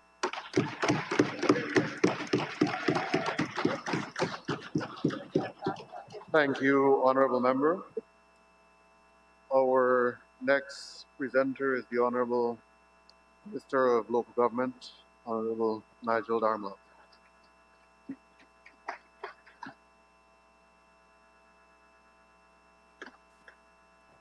Mr. Speaker, I have to take out my mask because I know they'll be, the pressure is going to hit them further this afternoon. Mr. Speaker, before I get into what I want to say to you, please note that we have to put some context into the fallacies that have been promulgated by the opposition. And I think such barefacedness will warrant them being in opposition for a very, very long time. Very, very long time. As a matter of fact, last year I said they were the permanent opposition. I think they're going to be the eternal opposition. Mr. Speaker, before His Excellency became the President, he had asked in the 110th session of the 11th Parliament this question to the Honorable Minister of Finance at that time. Based on this projection, inter alia, what would the increase in allocation for salary increases translate to in terms of percentage of salary increase? At 1:51 p.m., this is what the former Minister of Finance said, Winston Jordan. As I indicated, and I quote, as I indicated, it would be presumptuous of me to suggest to the House that X percent or Y percent has been budgeted. As I said, we are awaiting the restart of negotiations with the teachers and the Guyana Public Service Union.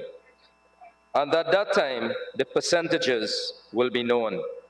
It is the same thing Dr. Ashni Singh and everyone else has been saying in this House over the last few days.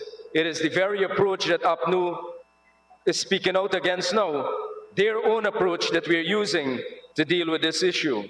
Mr. Speaker, they also speak glowingly of the person who could not distinguish between Diwali and Pago as their champion of education. I just want to remind this House that in 1997, 1999, 2003, 2006, 2007, 2008, 2009, 2011, 2012, 2013, 2014, Guyana had the top CXC student.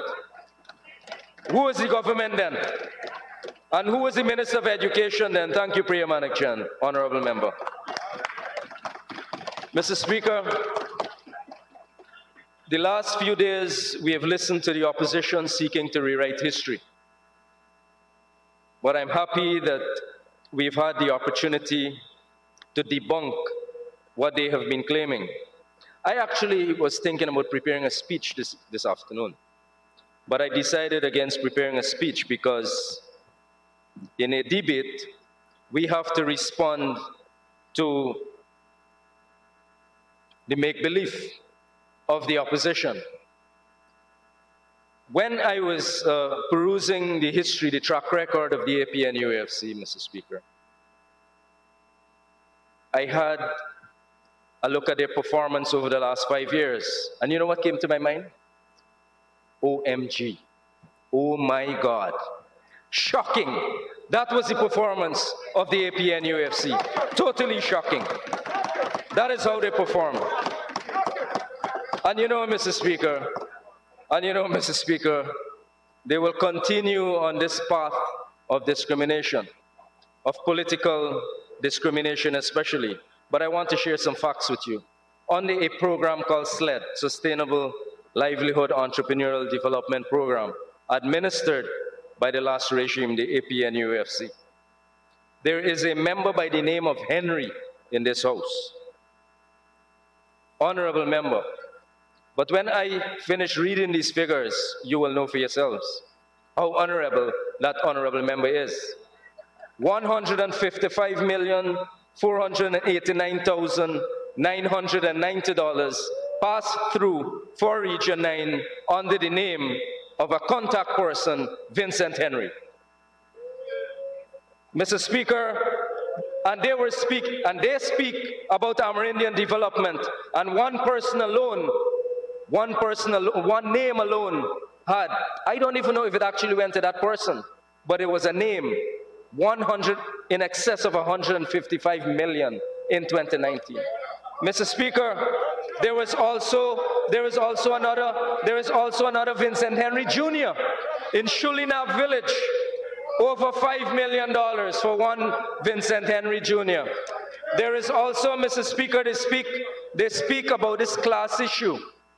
I just heard the Honorable, is it Nima Flu or Nina Flu?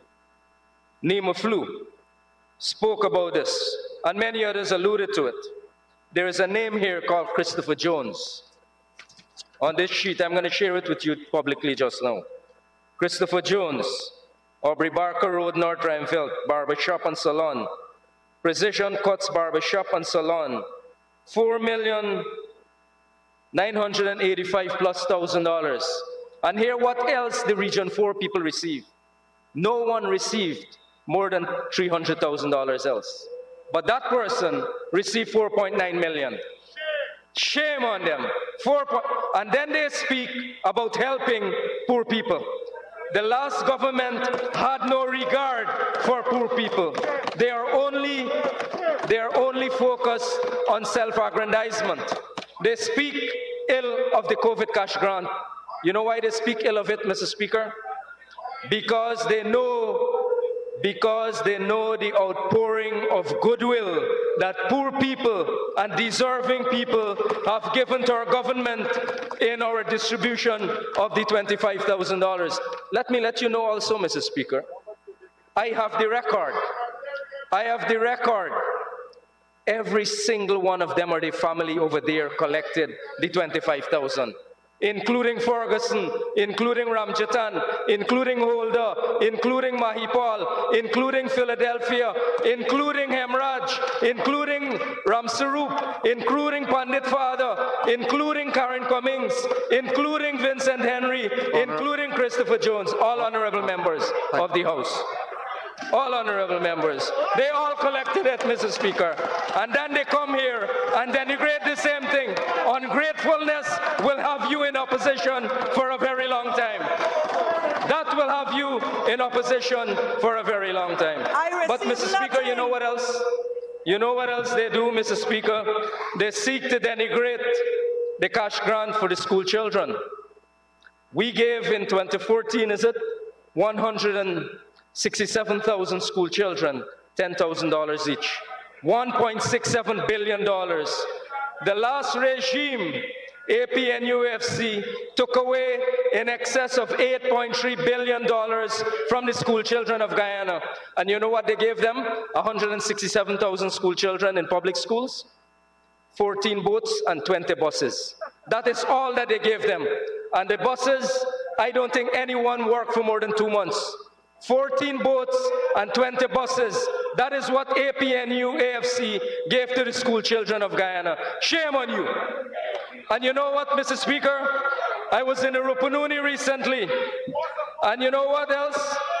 You know what the Amerindian people said, Mr. Speaker? They were asking me about this 5 Bs that Granger gave. And you know the former president, Granger, the one who's always absent. And you know what, Mr. Speaker? they were talking about the 5Bs, and I said, yeah, I read about the 5Bs. And then you know what one Amerindian guy said in Parabara, Mr. Speaker? He said, you know what? In Tong, they probably give the 5Bs, but in Rupununi, they get 2Bs. I asked, what 2Bs? Bear blows. Bear blows. That is what happened to our school children. Bear blows. Right? But you know what else too, Mr. Speaker? You know, in 2020 or late 2019, 2020, when they were campaigning, all of what they're claiming about development happened actually when the PPP was in government after December 2018. You know, the PPP was the government since December 2018. All right? You know, the people, we voted you out. You know, we voted you out. You know the famous 3 words? Yes, yes, yes. Yes, yes, yes. And that is what has gotten you there. You know what else has gotten you there? You have lost trust with people. And you know why you have lost trust with people? Because you continue to say disbelieving things to them. And no one is going to support you. You have lacked commitment. You have lacked commitment. And we must not allow you, just the 31 rabble-rousers, to rewrite the history of this country. We are going to expose you at every single moment. Every single moment, we will expose you. Your inefficiency and your lack of competence have driven this country to despair. Some of you now speak about people losing jobs. Did you care when 7,000 sugar workers woke up one morning and lost their jobs? Have you ever visited any of those communities? Have you ever visited any of those families? Honorable member, I will remind you that in this House, the address is also made to the chair of this House. Mr. Speaker, they've never visited and see the despair in the eyes of those children. But they come here and speak of 1 or 2 instances without providing any evidence. And I genuinely believe a lot of what they're saying is make-believe. You know why? Because 2 members of parliament on the opposition side still sit as members of as public servants, including Ganesh Mahipal, who is not even in a seat right now, including Vince Roy Jordan. They are both public servants under the PPPC government. And for that, you should be ashamed to speak about members of the public service being fired. You know who we fired? We fired the political appointees. In the ministry that I'm the minister of, political appointees were fired. The MP for Region 5 from Apnu side, Mr. Speaker, he spoke about what is happening in Region 5. Honorable Minister, I will again bring this to your attention that the members of this House are also addressed as honorable members. Mr. Speaker, the Honorable Vince Roy Jordan spoke about Region 5. I can't say eloquently, but he made a lot of noise, the Honorable Member.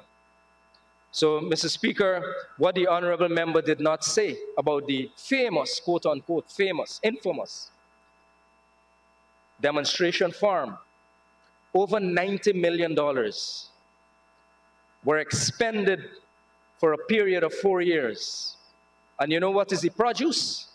1.8 million Guyana dollars worth of produce. After AP and UAFC invested over $90 million. Somebody, when the forensic audit is finished, somebody is gonna, you know what? But you know something, Mr. Speaker? You know why they're using state resources to buy bangles and bed sheets? Because in a very near future, bangles and bed sheets from the state, they're going to be locked in and wrapped in the prison. Many of them over there. That is why they're using state resources to buy bangles and buy bed sheets. Because we will continue to use state resources to put bangles around them and put them in prison. Those same sheets are going to be lying on in prison, Mr. Speaker. That is what will have to happen. And you know what the Honorable Vince Roy Jordan didn't say to Mr. Speaker? When he was a representative of GWI in Region 5, they started an office in Region 5 for $12 million. 3 years it took, and they've already expended over $72 million up to 2020 before we came into office. And that office is not yet complete. That office is, and then they come here, oh, but then they're described as sanctimonious gangsters. So we cannot expect better of them because they're sanctimonious gangsters. Mr. Speaker, do you know that 2 members of parliament still occupy government quarters? Still occupy government quarters? 2 members of parliament on that. Mr. Speaker, I don't know if I could use this word in the parliament, but covetous, Mr. Speaker, covetousness is a sin. Covetousness is one of the 7 deadly sins. They still, but they will be written to remove. And then, Mr. Speaker, I heard some rabble-rousing on the opposite side just now from Honorable Coretta MacDonald. But, Mr. Speaker, you know, Coretta MacDonald has been very close to the PPPC. And as a matter of fact, up to before Coretta MacDonald got on the list, Coretta MacDonald actually approached us to be on the list, the PPPC list. So, Mr. Speaker, let the opposition know. Let them know. Mr. Speaker, the initiatives of the People's Progressive Party Civic are about bringing people together. Our initiatives, Mr. Speaker, our budget is aptly designed to rebuild this country because of the destruction that happened in the last 5 years. In the 6 months that we've been in government, Mr. Speaker, we have done over 2,000 community meetings across the country. We have consulted from day one on budget 2020 and budget 2021.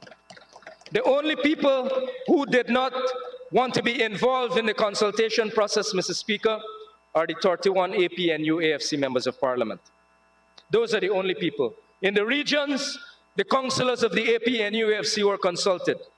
In the regions, the villages that they claim ownership of, those were consulted. And as a matter of fact, the honorable member, Nemaflu, who comes from, I think, Mocha, I want to state unequivocally that the people of Mocha are very, very excited that the People's Progressive Party Civic, that APNU AFC could not, neither the PNC could not, but the PPPC built Barnum Drive in Mocha.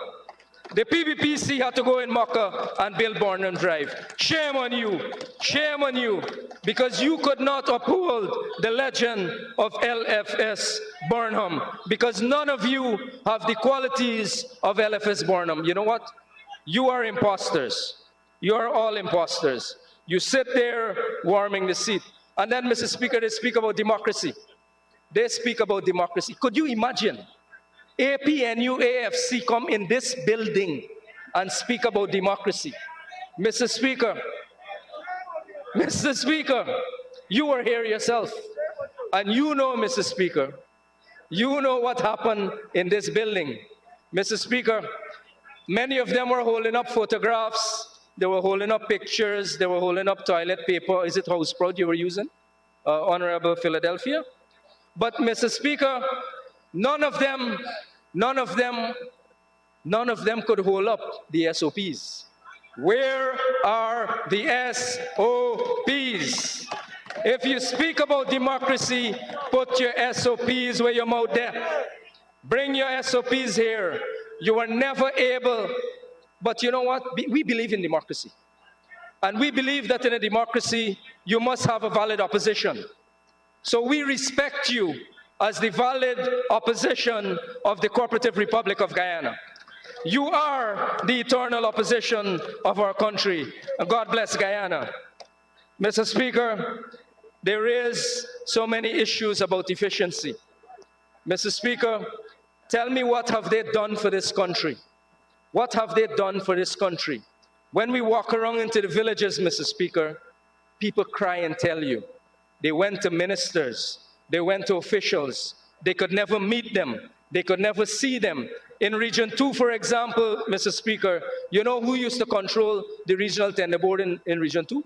The guy father. Right? The PNC chairman used to control the tender board in Region number 2. Now we have professional tender boards. We have tender boards from the councils. We have inclusive tender boards. And you know what else we're doing, Mr. Speaker?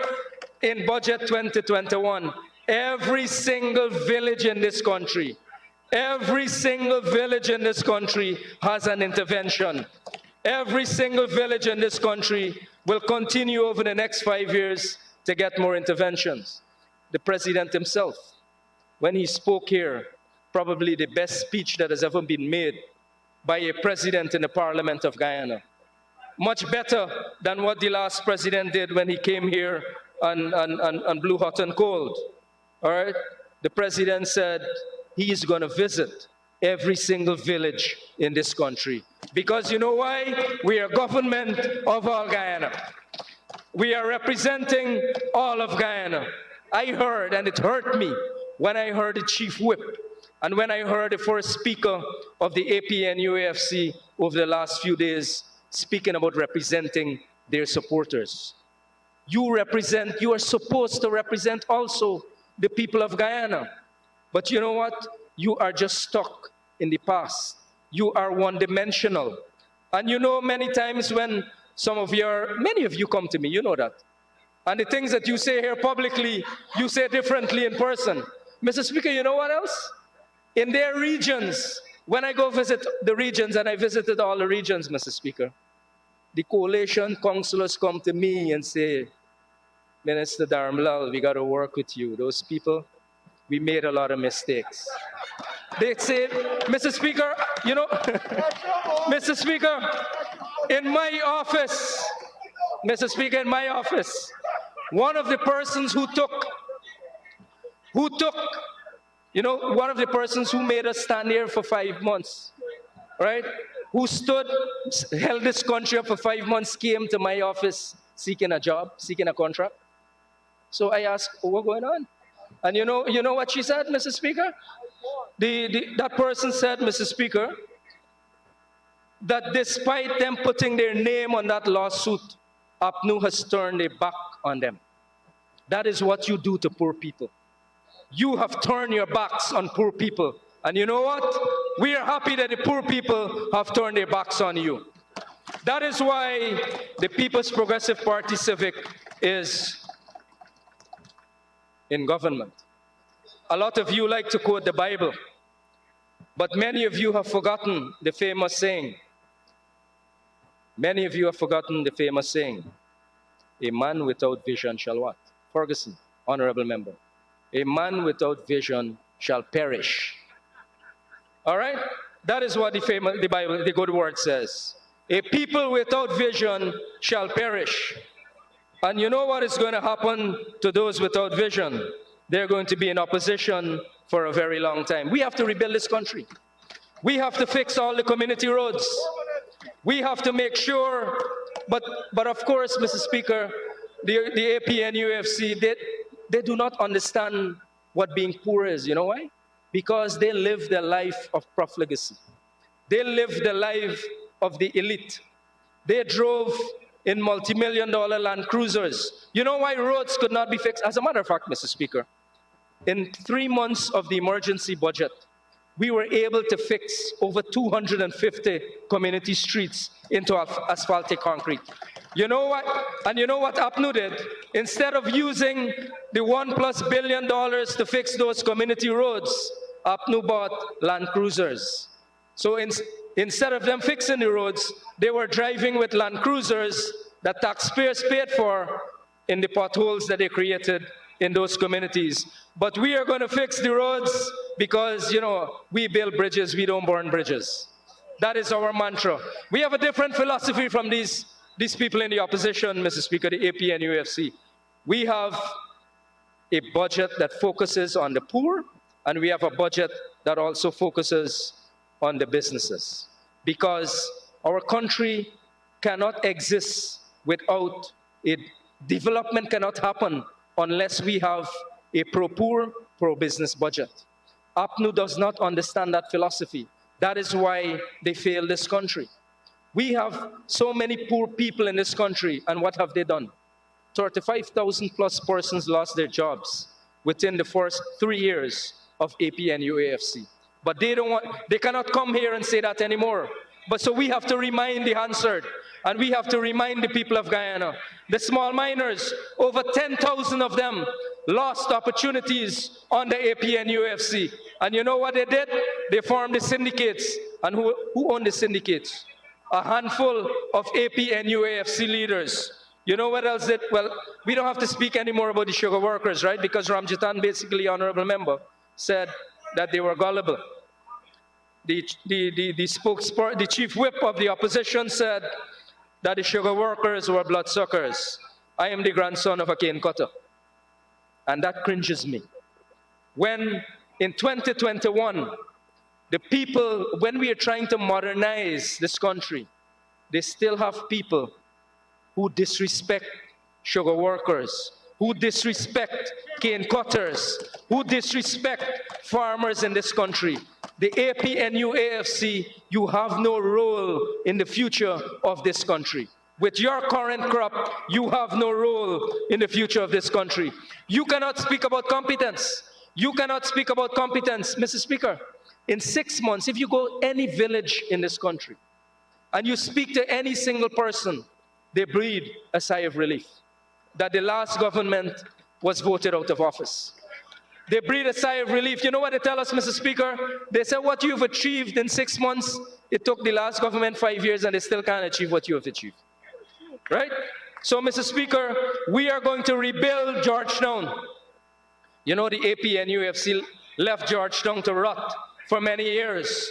Between 2015 and 2020, Georgetown collected almost $13 billion in revenue. And this is the current situation in Georgetown. But we will find the president himself, one of the first things the president did when he became the president of Guyana is to set up an interministerial committee to rebuild Georgetown. $100 million have been set aside for the restoration of City Hall.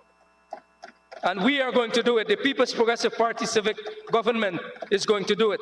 Something that APNU could not do in 30-something years of being in government. You did not do that. But we will do it, and we will begin this year. They speak about development in Linden. The town council collected between 2015 and 2020 more than $1.6 billion in revenue. Bartica collected over $400 million in revenue. These are areas, these are urban areas where most of the coalition supporters reside. And what have they done? What have they done? But you know what? They used to reside there because Guyana and the political landscape is changing. Thank you, Todd. Thank you, Onage, for those stellar contributions and for debunking the myth that APNUAFC always think that they have transport over certain sections of our society. Mr. Speaker, we have over 500 roads in communities that will be rebuilt. We have 70 NDCs that will now see greater enhancement where governance is concerned. But governance is something that the APNUAFC is scared of. They're scared of governance because, you know, the last elections, right? Well, by the way, they were also scared of elections too, Mr. Speaker, because they know that in a free and fair elections that they're going to lose. Anytime, anywhere, they're going to lose in a free and fair elections. And we know what happened since the 21st of December, 2018. The country knows what happened. And you know what else too, Mr. Speaker? You know what else? You know why they're so also scared of this year's budget, Mr. Speaker? Because a lot of it will rebuild community lives. And they're scared of local government elections too. So the Honorable Minister, I would like to commend him also for setting aside resources, and we are planning for local government elections in 2021. We have budgeted and we are planning. But you know what, Mr. Speaker, there is a caveat. We cannot continue to have any elections in this country. Anyone who believes in good governance, anyone who believes in transparency and accountability can never have low and feel Myers, Mingo at the head of the Secretariat of GCOM. Never. We will not condone it. The majority of people in this country will not condone it. We will not condone it. And we are, Mr. Speaker, as the Minister of Local Government and Regional Development, I have the mandate of also announcing that date. And I would like to, Mr. Speaker, for you to use your good office to bring to the attention of the public in Guyana that Lowenfield must go, Myers must go, Mingo must go, and APNU AFC already gone. All right, Mr. Speaker. So we have a lot of work to do. And Mr. Speaker, we really need these elections this year because a lot of supporters of APNU AFC are meeting me every day, and they want to come on board. Some have also expressed interest in becoming community leaders and community councillors for the People's Progressive Party Civic. So we would like, and Mr. Speaker, Mr. Speaker, I would not, Mr. Mahipal, honorable members, my staff, so I will not give out all of the details. Mr. Speaker, Mr. Speaker, what has happened in 5 years of APNUFC, it is not going to take just one budget. When they were spending, they were extravagant. When they were spending, did they care about any one of us? When we were normal citizens, did you ever see any one of the honorable members on the other side in our villages? Did they ever come to speak to us about development? Have you heard, and by the way, Mr. Speaker, if it is that they are so serious about representing people, have you seen the leader of the opposition in this house during the budget debate since Monday for more than 10 minutes? Why are they absent? And the people of Guyana must know this, that the leader of the opposition who claims to represent... Honorable member, I might interrupt you here, and to borrow from the Honorable Manzoor Nadir, I don't want to see you go so quickly, so you will need a 5-minute extension. Mr. Speaker, only 5 minutes? Mr. Speaker, I hate to interrupt my colleague's rhythm, but I would love to give him more time, as many of our colleagues, but I have to only restrict him to 5 minutes to conclude. My apologies, my dear comrade. Thank you, Mr. Speaker. Honorable Minister. So, Mr. Speaker, we have a lot of work to do. We have a lot of cleanup to do. So we have been given a massive component in to do sanitation. So we have a lot of cleanup to do. Whilst we will be cleaning up the garbage that left by APNUFC, we also have to fix the many landfills in the country. It is one of, I think, is a national issue. And everyone in this country has to take pride in the way they dispose or in the way they manage solid waste in the country.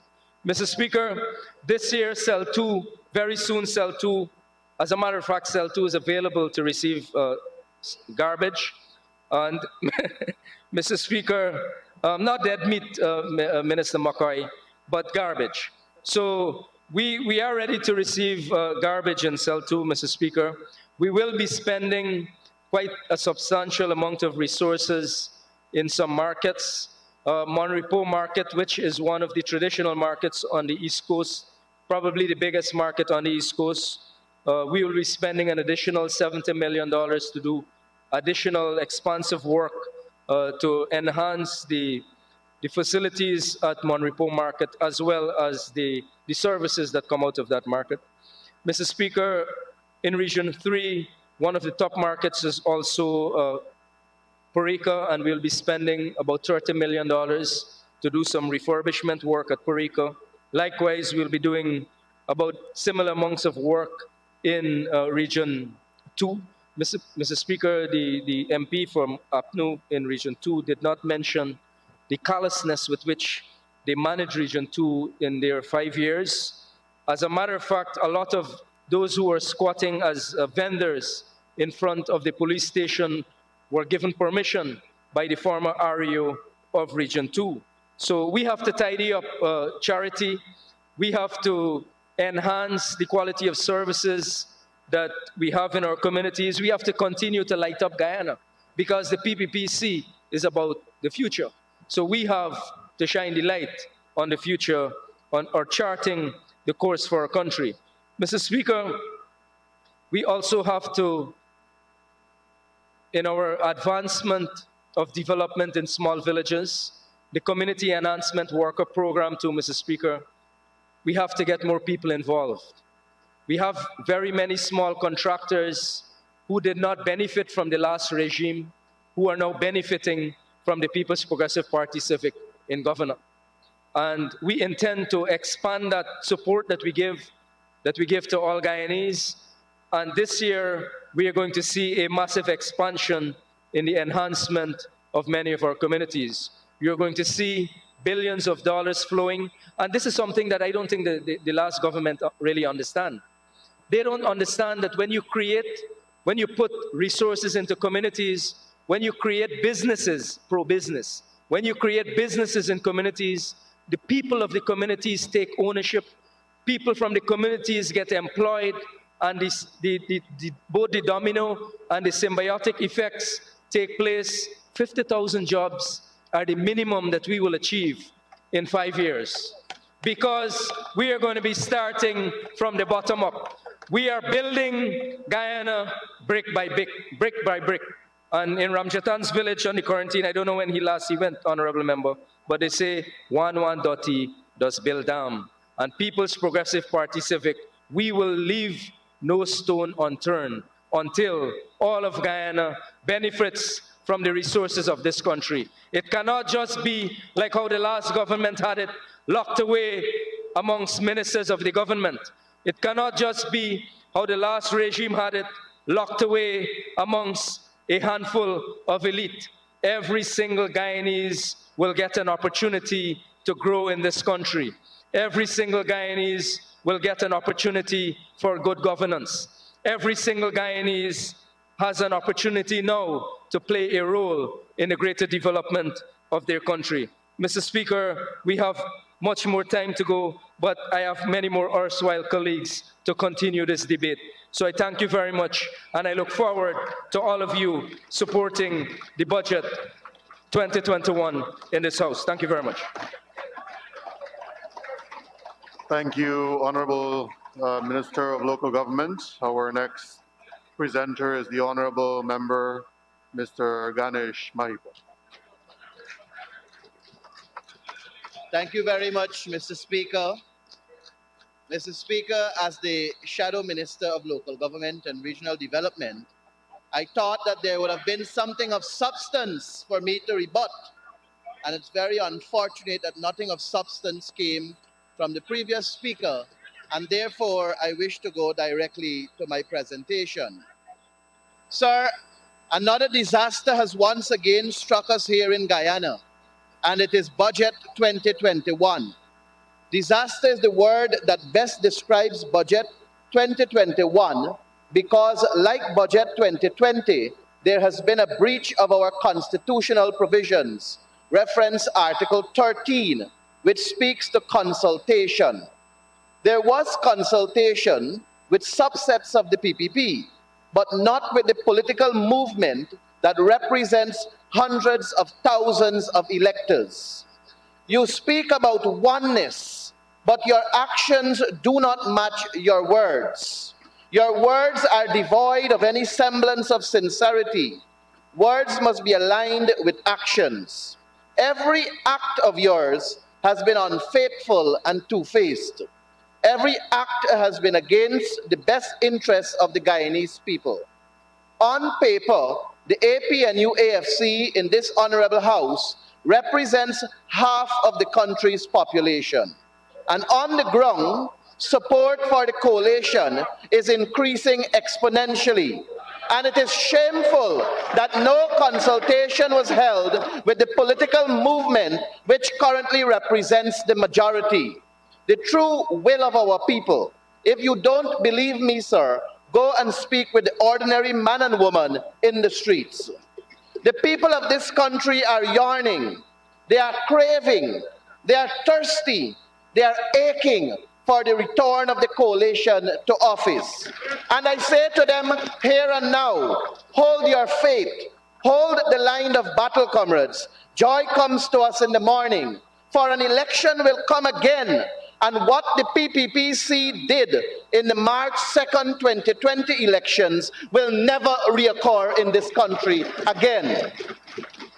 Never again will there be 49 ballot boxes with thousands of votes for a political party and no statutory documentation to verify the legitimacy of those votes.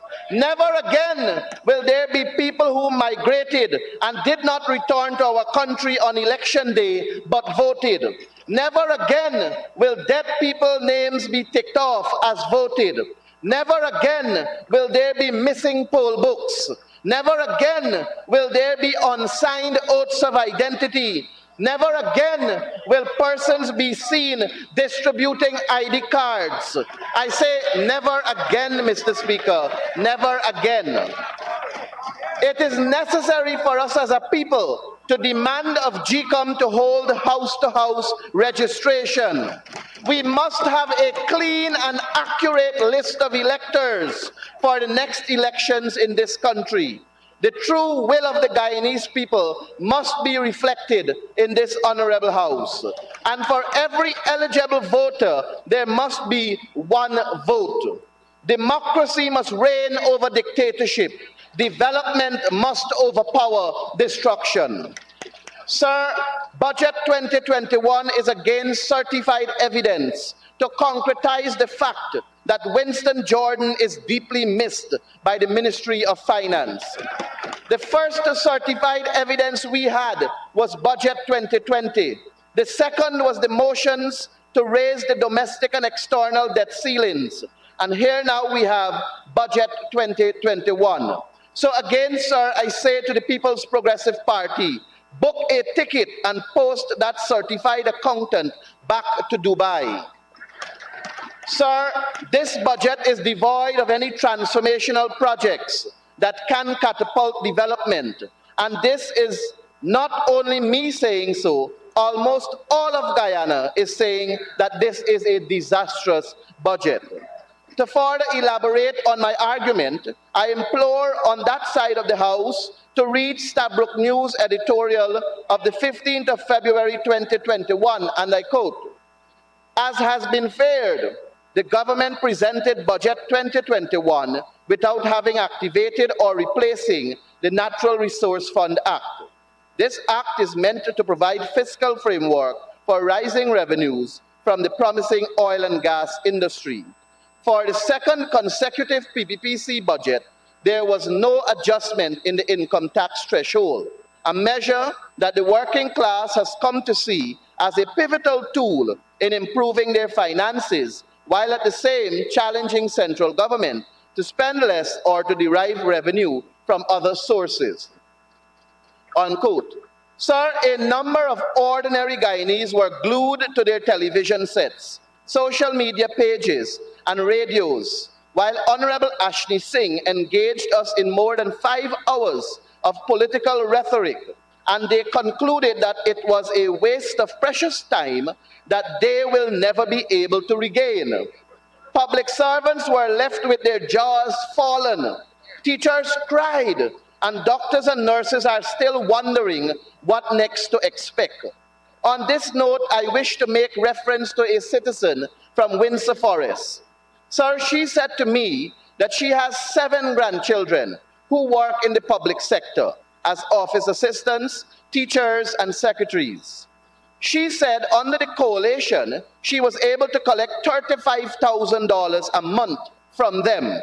They would visit her every month and give her $5,000 each. But for the last 2 months, she got nothing other than the visit. She said her grandchildren told her, "Time's hard now. Everything in the shop is now carrying a high price, and they have not gotten any increase in salaries in 2020, and none is guaranteed here in 2021. This is the sad state Guyana now finds itself in." Honorable Jagdeo, in an effort to quell the daunted spirit of hardworking, tax-paying Guyanese, took to his social media Facebook page, and I quote, "The fact is that over $10 billion has been budgeted in the estimates under the head revision of wages and salaries. A huge part of that sum will go towards salary increases for public sector workers," end of quote. Sir, I have examined every single page of this estimate, and not once did I see the line item revision of wages and salary. Not once. I must say to you, though, that like the 2020 budget, again, I have a document with missing pages, and strangely so, the pages that are missing are the pages relating to the Ministry of Local Government and Regional Development, which is the ministry I hold responsibility for on this side of the House. Could it be deliberate? I think so. I think it is deliberate. The line item that speaks to other employment costs has an allocation of just over $10 billion. I would like to believe that is the line item Honorable Jagdeo referred to. But let us not be hoodwinked by uncertain statements and fluff coming from a bluff. That line item caters for new staff members, promotions in the public service, which includes our police, fire, and GDF servicemen and women. And may I remind this honorable House that in 2020 an approved sum of over $6 billion was spent from this very line item, but there was no salary increase for the public service workers. Sir, with no salary increases in wages and salaries, no increase in the threshold, there is an increase in the cost of living, and real income of our people is reduced, and therefore the government is returning us to an existence in poverty. And sir, I have the Hansard here, where the question was put to the Honorable Bishop Edgell last year when we were considering the estimates. And it was I who asked the question concerning line item 6141. And the answer that was provided by the Honorable Edgell, may I read it, sir? Quote, "As it relates to this question, at this particular time, I have no announcement for the public servants. What I can say to you is that as the implementation of the budget goes on, at the appropriate time, we will make a determination, and the nation would be so advised." So this was in relation to that $6 billion. We're still awaiting to be advised on what the salary increase is. Sir, I turn my attention to the Ministry of Local Government and Regional Development, a ministry that has for the past 6 months fallen from grace. Pre-August 2020, there was a minister that was headed by there was a ministry that was headed by a gentleman who upheld the Constitution of the Cooperative Republic of Guyana. And the ministry had a permanent secretary that protected and preserved the rights of all the staff members. A permanent secretary that followed the rules and regulations of the public service, and a minister that did not interfere with administrative staff matters. A permanent secretary who was apolitical and who was appointed observing the rules that governed this great land. The former minister had the greatest of respect for the Local Democratic Organ Act, Chapter 2809, the Local Government Act, Chapter 2802, and the Municipal and District Council Act, Chapter 2801. At no time under the APNU AFC government were REOs allowed to work against the elected councils of the region. At no time were REOs subject to the direction of ministers, but rather that of the elected council. Sir, at no time were NDC overseers allowed to work against their elected councils. At no time were overseers called by the minister and instructed to go against the elected councils. The same for town clerks. But the country now has 2 zealot ministers that are directly interfering with the democracy of this dear land. flagrant violations of our Constitution, which is causing pandemonium in our regional and local systems. Sir, at this juncture, it is necessary for me to remind this Honorable House that our Constitution is the supreme law of our land, and Article 74(1) is explicit. It shall be the primary duty of the local democratic organs to ensure, in accordance with law, the efficient management and development of their areas, and to provide leadership by example. I am also forced to remind this House that Article 75 is also explicit. Local democratic organs are autonomous and make decisions which are binding upon their agencies and institutions and upon the communities and citizens of their areas. Let me remind Dharamlal and Anand Prasad, honorable as protocol dictates, the clerks of councils, the REOs, the town clerks and overseers are not at your disposal. They are creatures of the respected elected councils. They are to provide guidance and execute the mandate given to them by the council. Stop giving political instructions to these public officers.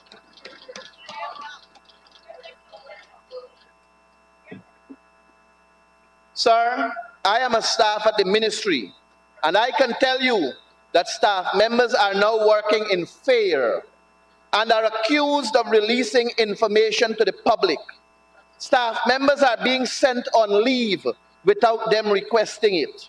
Staff members' salaries are being withheld against the labor laws of this country, and no communication or correspondence is dispatched to the affected staff members.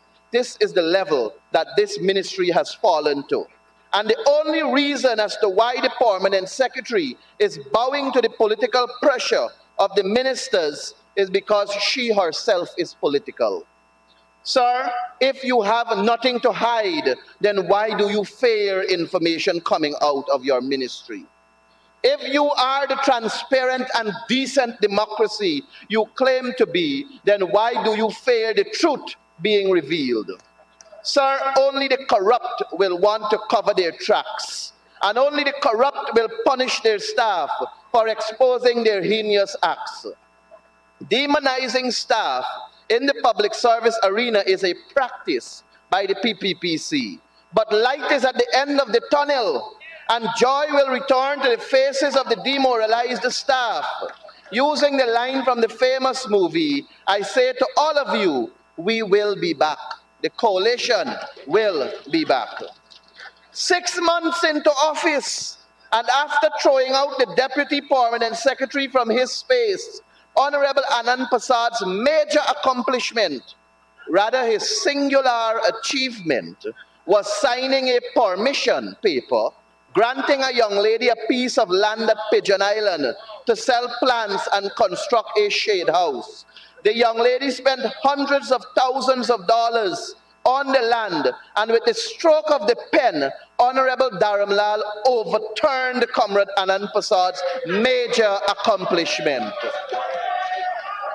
6 months into office, and Comrade Dharamlal's major accomplishment was the purchasing of street lights, 80 wattage brightness, and cannot go higher than 15 feet for $35,000 apiece. 4 months ago, we in this honorable house approved $105 million for the SLED initiative. What sustainable livelihood entrepreneurship development program was it spent on? Only the good Lord knows. 4 months ago, more than $17 million was spent on the Georgetown Enhancement Program, but yet we have returned to the garbage city state. The ministry is now requesting... Honourable Member, I will have to interrupt you and remind your colleagues in the opposition side as to the use of cell phone as per the standing order. Thank you. Thank you, sir, and I trust you will give me back my 1 minute. The ministry is now requesting over $100 million and I bet my last dollar that the state of the city a year from now will be worse. Sir, it will be remiss of me not to tell you that last year we approved $5 million each for 70 neighborhood democratic councils, but only half was directly disbursed to the NDCs. A full dictatorship is now at the Ministry of Local Government and Regional Development. The formation of regional tender boards is perhaps the direct evidence to substantiate the rising of dictatorship and the burial of democracy at the ministry. Sir, in regions where the PPPC enjoy the majority at the RDC councils, tender board members were elected by the Regional Democratic Council. But in regions where they don't enjoy the majority, the members were selected by the PPPC surrogates. The Procurement Act of 2003 requires that upon requests of all contracts awarded must be made public. Section 10(2) of the Procurement Act. Requests were made months ago, but to date, no reply. What is it that you are hiding, Honorable Dharamlal? The government has been working assiduously through the Ministry of Local Government and Regional Development to destroy communities and municipalities and destabilize the services available to citizens. During the first 6 months in office, the following were achieved. 7 regional executive officers were fired. Moments ago, Region 4, REO got her letter of termination for no reason but to ensure bad management at the regions. Punish City Hall by not providing the mayor and city council with funds. Dictate to NDCs how to spend their own funds. Dismantle the annual mayoral conference and national conference of local democratic organs. No funding for the Guyana Association of Municipalities. Establishing community development councils secretly in communities aligned to the People's Progressive Party. Award contracts to Minister Dharamlal's family company. Demoralize the staff at the ministry. Instruct the permanent secretary on who to give contracts. Ensure no Afro-Guyanese work in the minister's secretariat. Local democratic organs have reported to me that the Secretary of the Local Government Commission has illegally and capriciously dismissed local government officers without the law of natural justice taking its course. A man is innocent until proven otherwise, and in a democracy, a fair hearing is guaranteed. Comrade Anil Nandalal, you are failing this nation. You are the custodian of the law, sir. You are supposed to guide your colleagues. You are supposed to preserve the Constitution. But you and your colleagues must now bury your heads in shame and accept that with the blatant disregard and disrespect for our supreme law, you are a walking dictatorship. Nikolai Price, on November 18, 2020, instructed town clerks of municipalities and overseers of neighborhood democratic councils to complete a baseline survey 2020 and submit it on or before December 18, 2020 to the Commission. In the circular seen, the Secretary claims that the survey will assist the Commission to identify key and critical areas within local government organs and can be addressed to serve the needs of all stakeholders. But it is my belief that this is a deliberate attempt by the Minister of Local Government and Regional Development to intervene and take control against the laws of Guyana in the management and direction of local government organs. This deduction is made after examining the type of questions in the baseline survey. There is currently no functioning local government commission since the life of the last commission ended on October 23rd, 2020. So my question to the Secretary is, On whose authority are you instructing town clerks of municipalities and overseers of neighborhood democratic councils? Is it a certain Dharamlal or is it a certain Prasad? I don't know.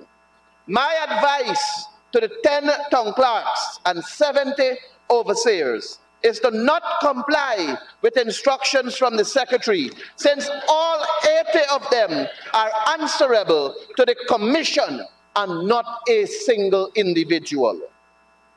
The People's Progressive Party must respect the laws of this country and stop destroying the institutions of democracy. The focus should be on reconstituting the Local Government Commission and naming a date for local government elections. The APNU-AFC is on record holding 2 local government elections during their 5-year tenure. Follow the constitution of our country. Sir, the actions of the ministers of local government and regional development lead me to conclude that we have square pegs in round holes who are intellectually circumcised. Sir, the recommendation is clear and direct. Honorable Dharamlal needs to follow the law. The rules and regulations that govern the relationship between the RDCs, NDCs, and central government. It was Comrade Anil Nandalal himself who publicly said that the REOs are to execute the decisions of the councils. The minister needs to be more professional and channel decisions through established protocols, and channels not making a phone call here and there and sending a WhatsApp message here and there. And when they are confronted, they deny. This is wickedness and diabolical in all fronts. This abominable act must stop. And if Dharamlal and Anand Prasad, honorable as the standing order requires me to address them, cannot be decent in their actions, then they should resign. Sir,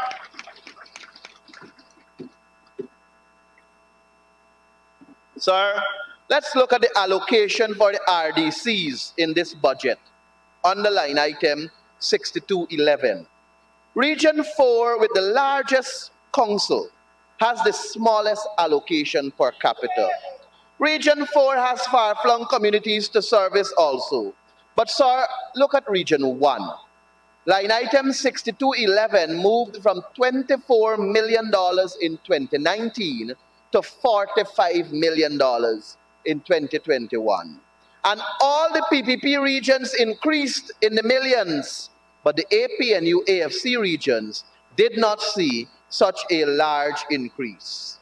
Shame, PPP, shame. Sir, let's talk about rates and taxes at our local democratic organs. Just the other day, the Chief Justice made a ruling and quashed the demand notes from City Hall, which were sent to Giftland Mall owner. The Chief Justice noted that the Chief Valuation Officer and the Minister of Local Government and Regional Development have not been following the law since 2001. Chapter 2804 requires properties to be valued every 5 years. So what this means, Mr. Speaker, is that local organs have been collecting rates and taxes illegally since 2001. I know that the APNU-AFC started the process that was supposed to lead to the revaluation of properties. These local democratic organs need to start collecting their rightful taxes. I therefore call on the installed ministers to allow the valuation officer to do his job. Sir, due to time constraints understandably imposed upon me, I now turn my attention to Region 3, Essequibo Islands, West Demerara. Region 3 enjoys 4 parliamentarians from that side of the House. The occupant of the highest office of this land is from Region 3. The Finance Secretary is from Region 3. The Deputy Permanent Secretary of the Natural Resources Ministry is from Region 3. But yet, thousands of Region 3 residents call my telephone and complain of being sidelined, complaints about being traumatized by the powers that be, complaints about wasteful spending, and complaints about not receiving their COVID-19 cash grant, among so many other issues. The people of Region 3 have confirmed that they are facing hell while the PPP cronies are doing well. Staff at the RDC are demoralized and are constantly facing threats on the job from the installed REO. Sir, it is a travesty in Region 3. The PPP lackeys in the region are gallivanting across the region, painting themselves as the one that care, and are saying that the coalition did nothing for Region 3. Well, let me tell you, sir, what we did for Region 3. When we inherited government in 2015, Wakenham and Leguan had deplorable roads. We provided 100% asphaltic concrete roads around both islands. We spent billions of dollars on sea defense infrastructure on both islands. We upgraded the primary and secondary schools on both islands. And we provided street lighting to the islands, and not street lights like what you are giving us now, Comrade Darmlal. Sir, we built ramps at Lanabali, Hog Island, Hubu, Bonasika, and other riverine communities. We built a proper road from St. Lawrence to Bendorf. We built farm-to-market roads in the region. Tushin Phase 2 and Zealot Sugar Welfare Scheme got asphaltic concrete roads, light and water under the coalition. From Saxakali to Wakenham and Leguan, including Alaki, Murishi, Lanabali, Berry, Bishopali, Baboon Hole, and all the other communities in the Essequibo River. Parika to Vredenhoop and Vredenhoop to Santa Mission, Endeavour and Sandhill in the Demerara River saw massive infrastructural enhancement, agricultural development, and a better healthcare delivery service. Perhaps the education delivery in our region under the APNU AFC coalition was the most remarkable. We made classrooms more conducive to learning. We built a special needs school in the region. We built several nursery and primary schools and the state-of-the-art Parfait Harmony Secondary School. Like the soon-to-be constructed Prospect Secondary School is what we negotiated for. So don't jump sky high for projects you know nothing about, Honorable Priya. 2 school buses were made available for free transportation of school children. Honorable Member, in order to conclude, you will need a 5-minute extension. Comrade Speaker, I do move that the Honourable Member be given 5 minutes to conclude his presentation. Honorable Member, Mr. Mike. Hundreds of bicycles, boots, books, and breakfast were made available to our children. We demonstrated care for the ordinary families in this country. We provided direct services to the ordinary Guyanese in this country. And that is exactly why they voted to return us to office. But of course, the geopolitics, skullduggery, and fraud at our last elections trampled on the will of the Guyanese people. Sir, right now Region 3 has a lot of vacancies in the public sector. But according to the REO, he was instructed not to write the Public Service Commission, not to advertise for the filling of those vacancies. So the region is now punishing to get its work done because the PPP don't like the Public Service Commission. You know what they did instead? The PPP created a position in the health delivery program as district medical officer, a position that is not catered for in the approved public service position for Region 3. But the Honorable Dr. Tandika Smith is the holder of that office.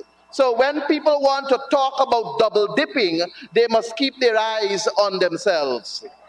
The APNU AFC, without a shadow of a doubt and without successful contradiction, was a government for all of Guyana. From the mark of Ponta Playa to where eastern currents run, to as far as Massa Canary or Guns in Region 9, saw and felt development during our 5 years in government. This installed regime now talks about oneness, which is nothing else but a whimsical farce. Look at who are being dismissed from their jobs. Look at where monies are being spent.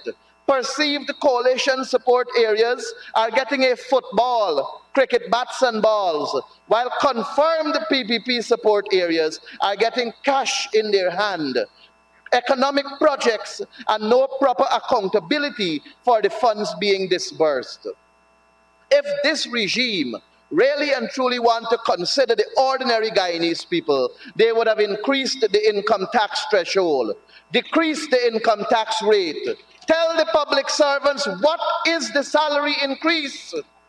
Tell them what it is, and not stand for over 5 hours and tell us about your pathway to corruption. It was noticeably commendable that the finance minister recognized and accepted that significant growth and development occurred under the APNU AFC, but sad that he created a budget to increase corruption. This budget has no comprehensive plan for COVID-19 and has the most inefficient measures of benefiting the ordinary Guyanese. We have right now a government of mendicants where their cronies are doing well and the ordinary people are facing hell. Honorable Ashley Singh, the Department of Public Information, Guyana Chronicle and Newsroom were literally begging the Guyanese people at Vredenhoop and Parika Stellin for a comment on this budget. None was offered. I was prepared to give one, but the reporters told me that they will be fired if they take a comment from me. So let me tell you here and now what I was going to say to them. Budget 2021 is hogwash. Sir, I want to conclude by saying to the Honorable Onej Waldron, who tried to justify the dismissal of staff, that the Article 147 of our Constitution reads, and I quote, and this is the supreme document of our land. It says, Article 147(1), except with his or her own consent, no person shall be hindered in the enjoyment of his or her freedom of assembly, association, and freedom to demonstrate peacefully. That to say, his or her right to assemble freely, to demonstrate peacefully, and to associate with other persons, and in particular, to form or belong to political parties, trade unions, or other associations for the protection of his or her interests. And that is why, sir, when we took government in 2015, we did not dismiss the Honorable Virsami. That is why when there was the list of candidates that was created, Dr. Tandika Smith, honorable member, was on the list and we did not dismiss her. That is why we embraced all the workers. We never expressed any form of dismissal for anybody that was on a political list because we gave them a chance to work. They are Guyanese and they are entitled to work. Sir, I want to further say to the parliamentary secretary whose validity in this house is currently engaging the High Court, stood in this house and in this auspicious period which will lead to Pagua, displayed how far away he is from the truth. It was no less a person than former Speaker Says Narain that cleared the airs and set the record straight.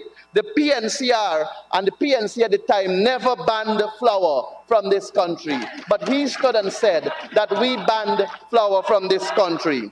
What I want to tell the soon-to-be expelled parliamentary secretary is that there is a father at Tushin. There is a father at Tushin New Scheme opposite the Mandir that you attend who is mourning the loss of his 13-year-old child. You have to conclude now. Yes, sir. Not to wind down. Conclude. Thank you, sir. What I want to tell the honorable member is that there is a father at Tushin who is mourning his 13-year-old daughter. And as a pandit, he should confront that family and tell them the truth and seek forgiveness. I thank you, sir. I thank you. I thank you. Honorable member. Honorable member, thank you. Before I call on the next speaker, I want to say to the persons who are presenting, if you're going to shout into the microphone, it's pretty difficult to get you clearly out downstairs, and the press corps by and large stays downstairs. So it muffles a lot your presentation. It sounds good in here, but the feed coming out of here, it's good. If it doesn't, my dear, so we'll have to look at how we regulate the tone. The honorable member, Ms. Yvonne Pearson Fredericks, please proceed with your presentation. Thank you, Mr. Speaker. Mr. Speaker, I would like to join my colleagues on this part of the House and commend the Honorable Minister, Dr. Ashley Singh, and his team for presenting a comprehensive and a transformative budget, a budget that would bring relief, and a budget that would meet the needs of the people, a people's budget.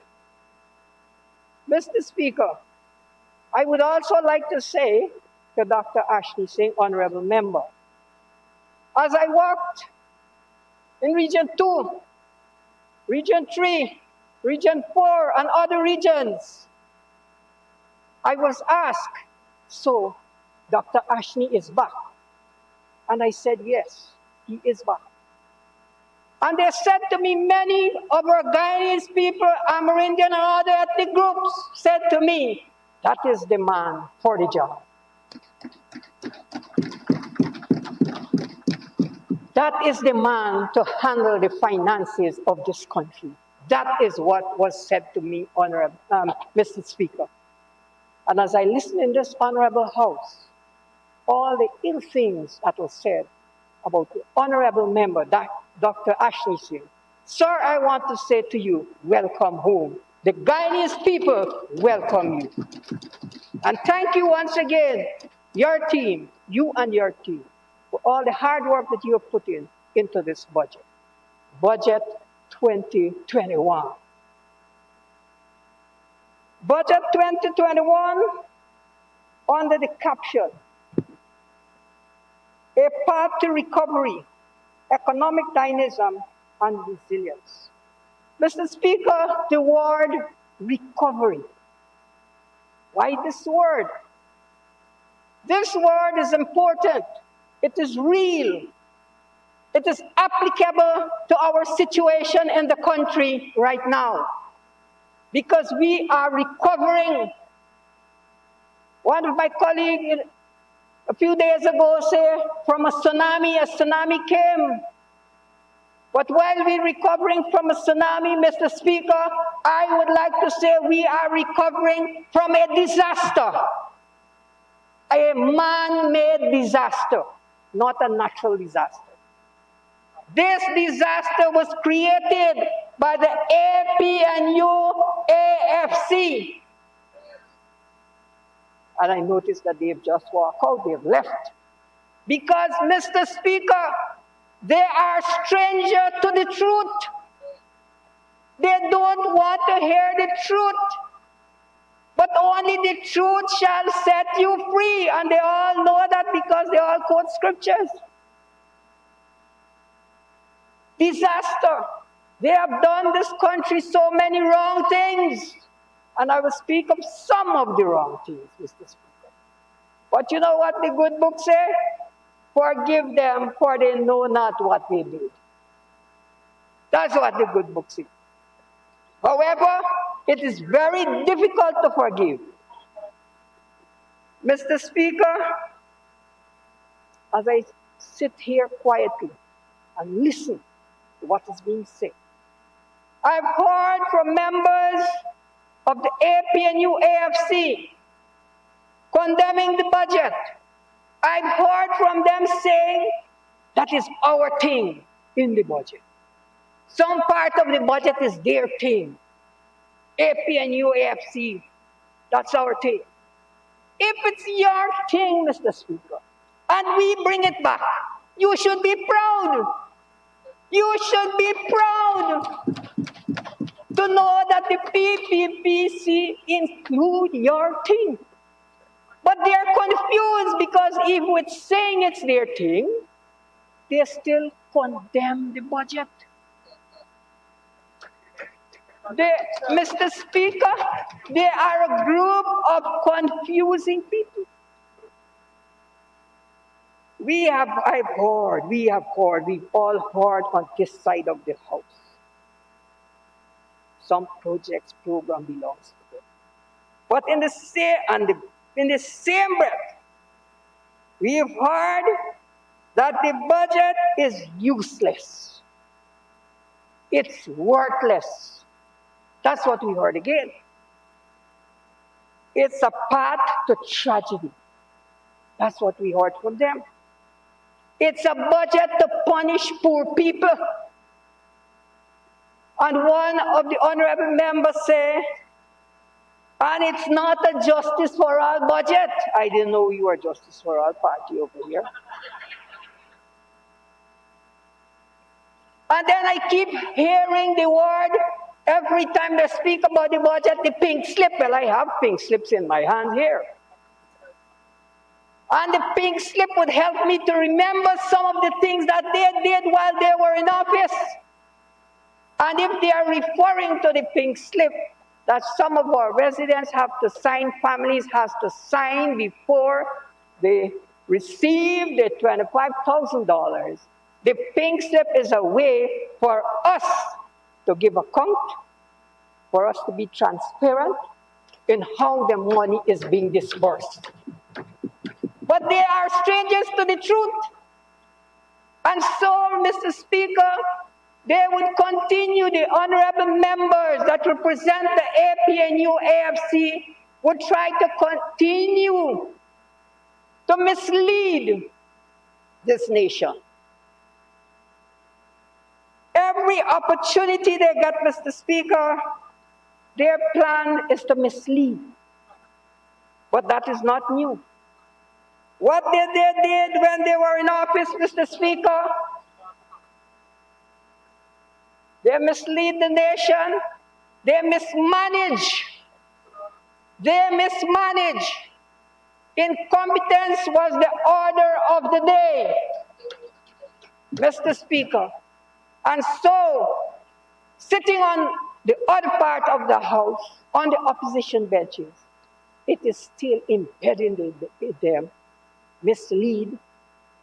And when people don't want to listen to them now, they are playing their last card. What is the last card? What is the last trump they have now? Racism. Racism, racial hostility, division. They are trying now to divide and conquer. But no, Mr. Speaker, it will not happen. Mr. Speaker, if we are to speak about racism and racial hostility, I should be saying that.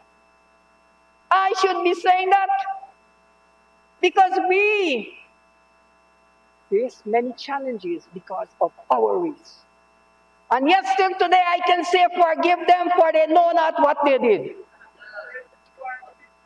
Yet still I can stretch my hands out and say, hold my hand, let us walk together.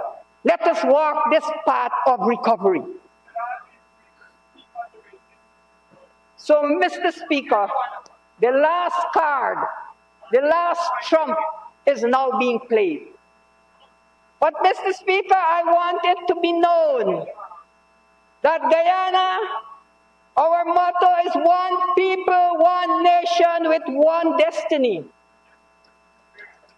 And in this very house, sir, His Excellency, Dr. Irfan Ali, spoke about oneness. And wherever he goes, he's taking that message. And so wherever we go, we will take that message also.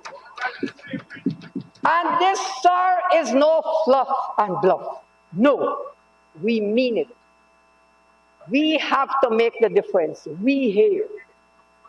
So, sir, all the talks about cohesion and a ministry of cohesion and how much the ministry of cohesion did.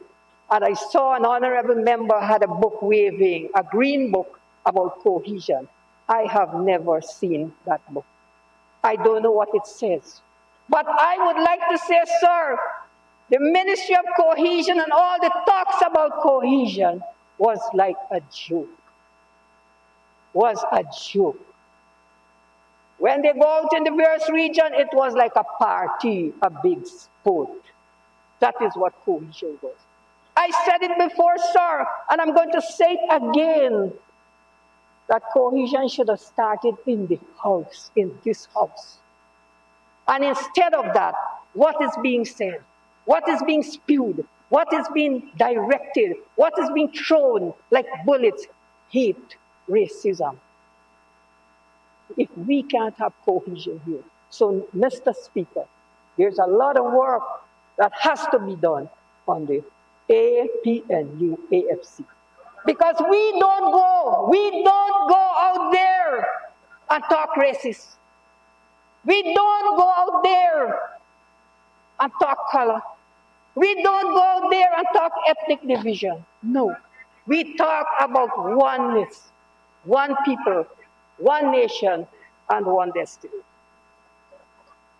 Mr. Speaker, as I listened to the honorable members on the APNU AFC side, and I'm amazed, sir. I'm amazed, sir, that now, once more, they have all the answers. Once more, they have all the answers, sir. It makes me remember, sir, prior to 2015, when they were campaigning, they had all the answers how to manage this country. All the answers they had. And some people believed them. What happened, sir? They lost the answers when they came into office. They lost it. Sir, I would like to say,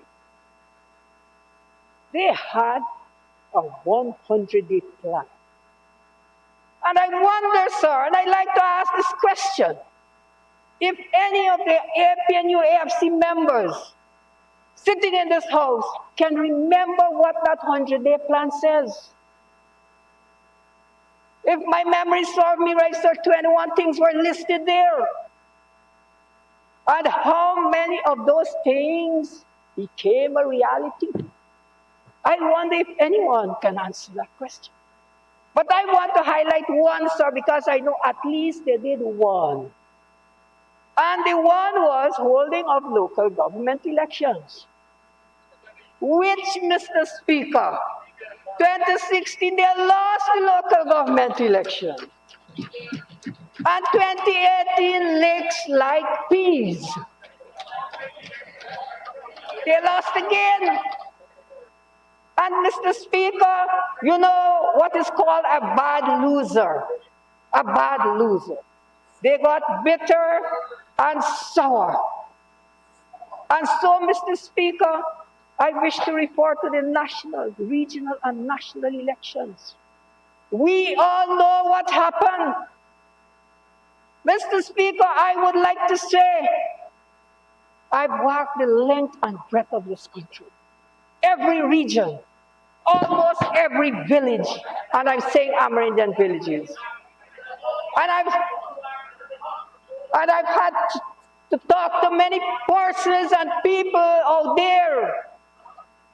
And many of them said to me that they have never seen a minister or a representative of the APNU AFC.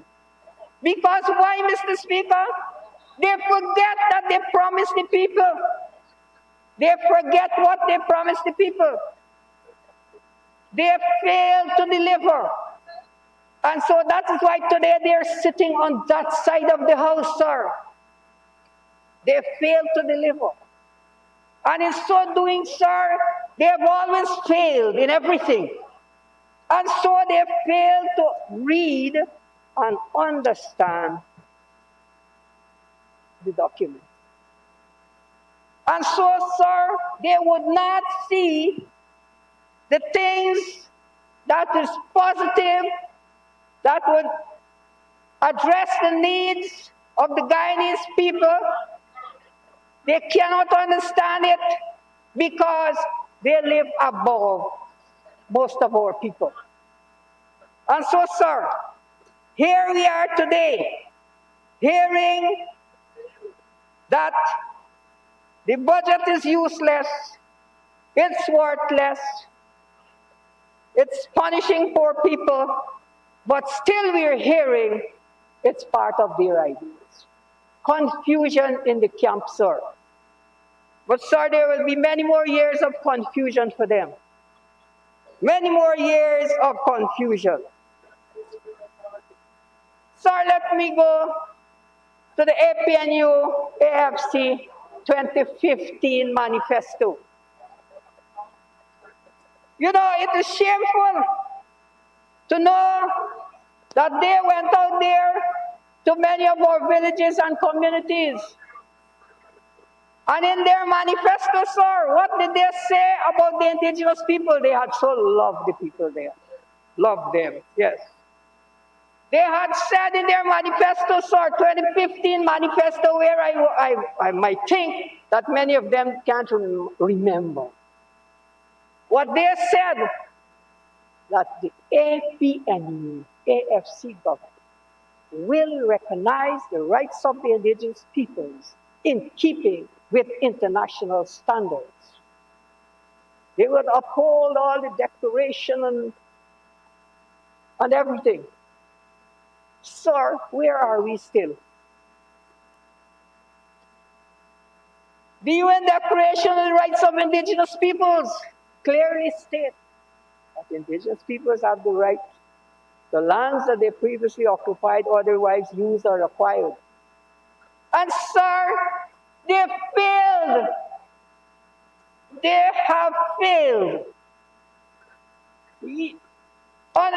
Mr. Speaker, I wish to say, sir, that 23 years, as the honorable member is saying, I wish to respond, sir. Yes, the PPPC had 23 years to address land issues. Yes, sir, we did address land issue. And, sir, I would like to say that when we came into office in 1992, although land titles were given under the previous administration, the then PNC, what did they do? They give land title without consulting our people. And that is why we have so many problems today. They did that. And, sir, let me say further. Honorable member, before you can say further, you need an extension. Thank you, sir. Mr. Speaker, I'd like to ask for a 5-minute extension for my colleague to conclude her speech. Thank you, Honorable Minister. Honorable member, you may continue. Yes, thank you, sir. Sir, it was under the PPPC. When the PNC left office, only one single village was demarcated. And so let me respond, sir.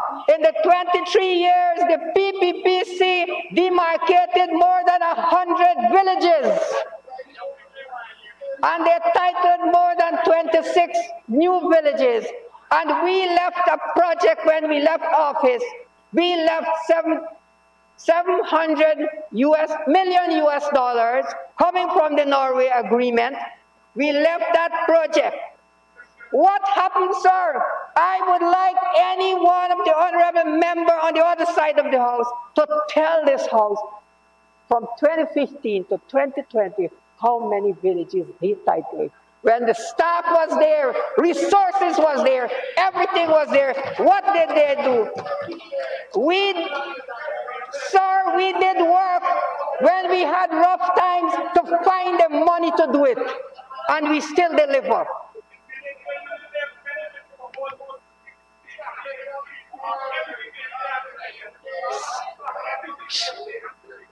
Sir, Honorable Mr. Speaker, I wish to make some comments. The honorable member from Region 2, my region, he lives there, I live there, sir. I remember he said that the electrification project is the brainchild of APNU. Wrong. Let me correct that, sir. Wrong. 2010, 2011, 2012, under the PPPC, over 11,000 solar panels were distributed across the country to hinterland regions. Sir, when we left office, and I want the public to know, we left there, sir, 6,000 solar panels. What happened to the 6,000 solar panels? When we inquire, sir, not one rural village got any panel under the APNU AFC. What did they do with it? And that is how they care for us. Sir, I've listened to the honorable member, Sherwin Holder, the honorable member, and says, when he says massive development in Region 2, where I would like the honorable member to pinpoint to me or to this honorable house, 2018, under agriculture, $19 billion was allocated for agriculture. Honorable member, tell this house how much of that money was spent in Region 2, or how much was spent in any of the Amerindian villages in Region 2. Bring it to the house. Tell us. Tell us. Mr. Speaker, health. Massive improvement. Health. Mr. Speaker, as late as early January 2020, there was no drugs or medical supply in our hospitals. 2019, sir, November 2019, we could not even extract a tooth at the Soddy or Charity Hospital because while they have the syringe, they don't have the needle. And that is massive development. Sir, I can bring evidence, facts to this house. The word massive.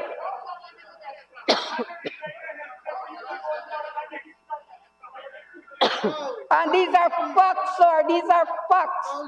We live in the same region. And so I am still looking for the massive development. However, before I go, sir, I need to touch on the Hayes project. The Hayes project is a complete failure. Again, I would like to ask the honorable member, Region 2, my region, his region, could he identify how much successful businesses established under the Hayes project? We have 9 villages, and each village had 10 persons under the Hayes project.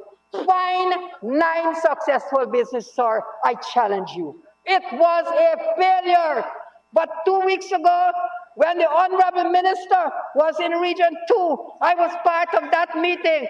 Sir Tushau stand up and say, Minister, I thank you for the CSOs.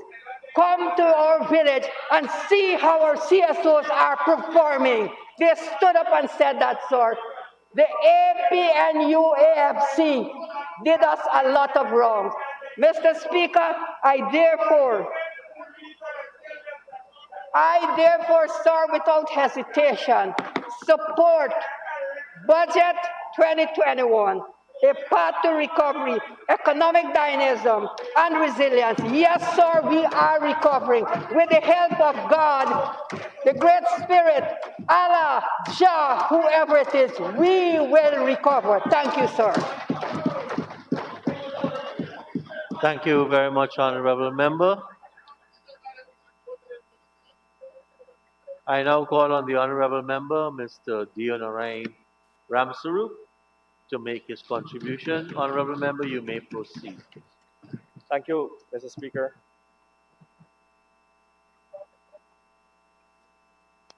Mr. Speaker, I'm honored to be in the presence of Ms. Pearson, that I know very well for a long time, and we're here together.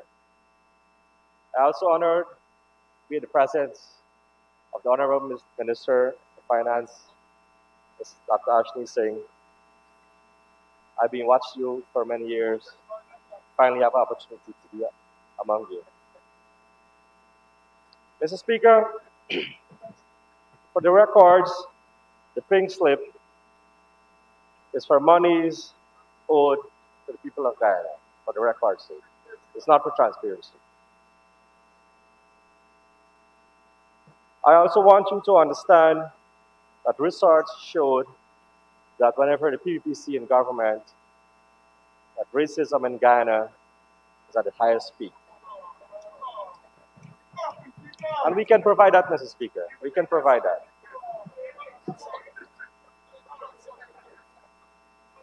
It was you who hired Mercury that created havoc in the United States. Honorable member, I didn't hire anybody. Sir, the honorable member, sorry, sir. My apologies.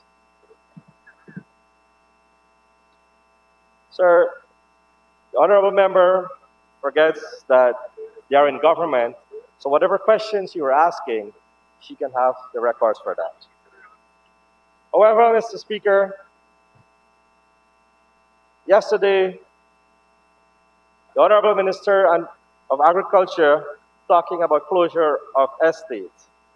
But I want to ask him, who closed Diamond and LBI Sugar Factory?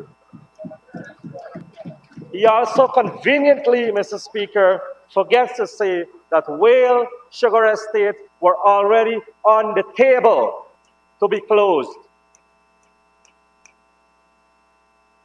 He also mentioned that they left a healthy economy, but yet they were voted out in 2015. Why is that so, sir? The APDO AFC was right-sizing the sugar industry to make it profitable. We were never closing the sugar industry. So this narrative that you are putting in the minds of the people to hypnotize them is wrong. And if you understand business, you will understand to make profit, you have to manage it. Mr. Speaker,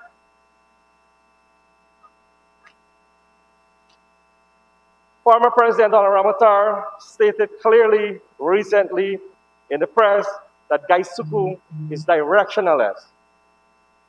I didn't say that, Mr. Speaker, but if I were to put my terminology, I would have said it's like an octopus on a roller skate. That is what I would have said, sir. Because if you can imagine that, sir, then you're going to understand what I'm saying. Mr. Speaker, the honorable member and Minister of Agriculture mentioned Hope Estate, and I'm proud to say, sir, that the APNU AFC government made it self-sufficient. But this government has brought back the same old management that ran it down prior 2015.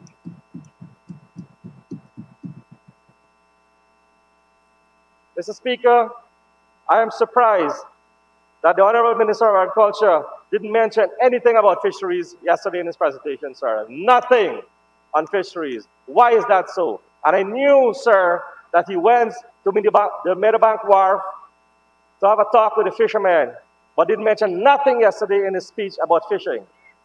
You know why? You know why that's so? Because the news that he got, he could have taken it. Because the fishing ground has been affected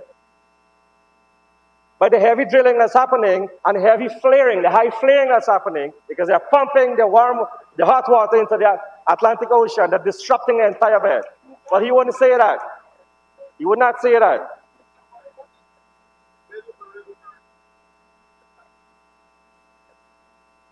Mr. Speaker, the fishes, I can understand why our fishermen are taking risks going after fishes that is away from our territory and found himself in a lot of troubles. Mr. Speaker, the APNO AFC government, under the leadership of former Minister of Agriculture, Noel Hola, is a silent killer, sir. And actions speaking louder than words. Sir, it was mentioned in this honorable house that we haven't done anything for the agriculture sector. But let me set this record straight, sir. Yesterday, we have heard from the honorable member, Mr. Kemrat Ramjatan, and Vince Roy Jordan. Sir, Guyana School of Agriculture, during the period 2015 to 2019, a total of 612 students graduated from the school in 5 programs. Programs of new courses in apiculture, which is beekeeping, and aquaculture, sir. Sir, the National Agriculture Research and Extension Institute, NARI, we have extended crop diversification, sir. This has been a major achievement of the National Agriculture Research and Extension Institute over the last 5 years, enabling the Ministry of Agriculture to record a 29.5% increase in production of non-traditional crops, sir. The mangrove restoration program, we have increased the construction of coastal engineering structure, hydrologic restoration, mangrove seedlings, the Spratina grass planting, installation of geotextile tubes, brushwoods, dams, rubber mount grinds at strategic location in region 2, 4, 5, and 6. Sir, that is what we have done.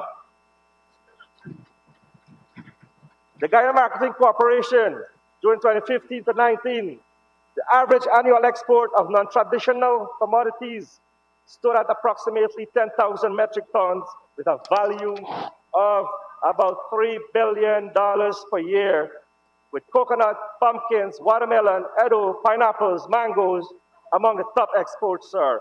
This is what we have done. The Guyana Shop, sir, over the past 5 years, the Guyana Shop has established partnerships with at least 13 entities in region 2, 3, 4, 5, 6, 7, and 10. Notably, the Guyana Shop supplies Wine Vault to G&P, Jaigmohan and Sons, and Food Max, sir. This is what we have done. The fisheries, sir, in 2016, Guyana became the 25th state to sign the Port State Measure Agreement, sir, which has now entered into force. Since the ratification of the Act, the Fishery Department has worked to develop its technical proficiencies and capacity in the fight against illegal, unreported, and unregulated fishing, sir. And if this has been implemented for the last 5 months, then we have never got the issue of our people found hijacked in other countries. Sir, the aquaponics training in secondary schools. Mr. Speaker,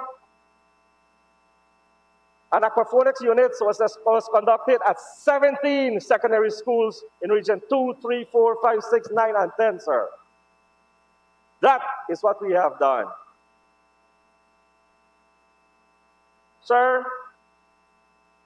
the observation, monitoring, control, and surveillance vessels, sir. This program, sir, in 2019, the Fishery Department acquired the vessels for the department to perform dual roles, observers, monitoring, control, surveillance activities. The brand new vessels was acquired at a cost of 99 million Guyana dollars, sir. And if that was activated, then we would never got the issues with our fishermen in the sea. Mr. Speaker, the Hydromet office at Brick Dam. The APNO AFC government established the Water Quality Laboratory. This 83 million facility, the first ever in Guyana, sir, the first ever, was officially opened on October 9, 2019 at the Hydromet office, sir, at Brick Dam. This laboratory monitors, examines, and compiles data on the use of the country's surface and groundwater resources, sir. This is what we have done, the first ever. Sir, building of climatology and observational networks, sir. Over the last 5 years, the Hydromet Service has succeeded in installing new rainfall stations at Riwa and Weta in Region 9, sir, bringing its total number of stations to date to 177. That is what we have done, sir. The automatic weather station, sir. In February 2018, the Guyana received 21 Sutron automatic weather station under the USAID Climate Change Adaptation Program, sir. Mr. Speaker, we deployed and installed 9 of these stations in various regions of Guyana under the program with assistance of international budgeting by the Service 1 station was installed in Region 2 at the Kabakaburi, 1 in Region 4 at the St. Scottburgh Mission, 1 in Region 8 at the Ekorama, and 6 in Region 9 at the Surama, Peoria, Santa, Amphi, Makamaka, and Shalton.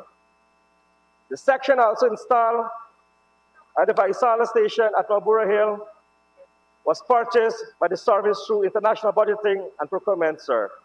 That is what we have done. Sir,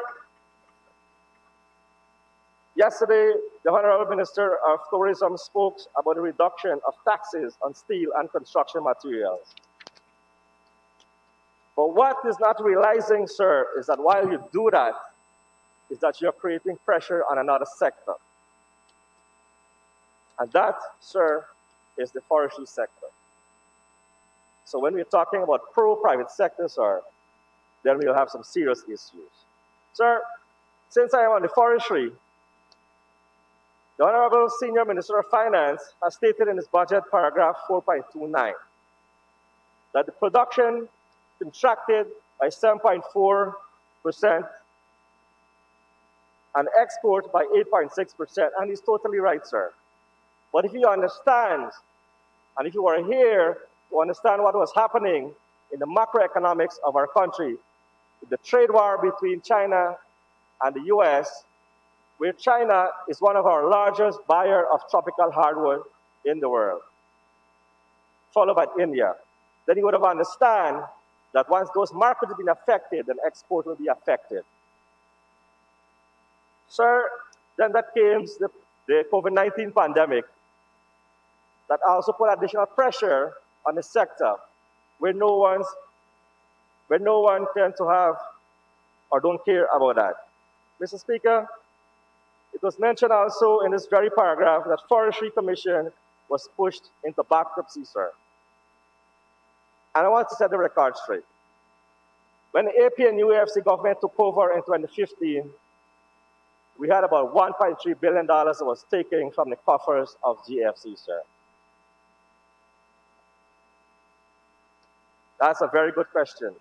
Who took it? It's your foreign secretary who directed single-handedly that where the money should go. And let me tell you where it was. $600 million to a white elephant at the high street there. We just call him the white elephant man. Because when he put his hand on something, it becomes either fall or stay. The $200 million US at the Skeleton Estate, sir, when he was Minister of Agriculture. Sir, this is where this money has been gone. And that, sir, has left a tremendous hole in the Forestry Commission coffers. That was done, sir.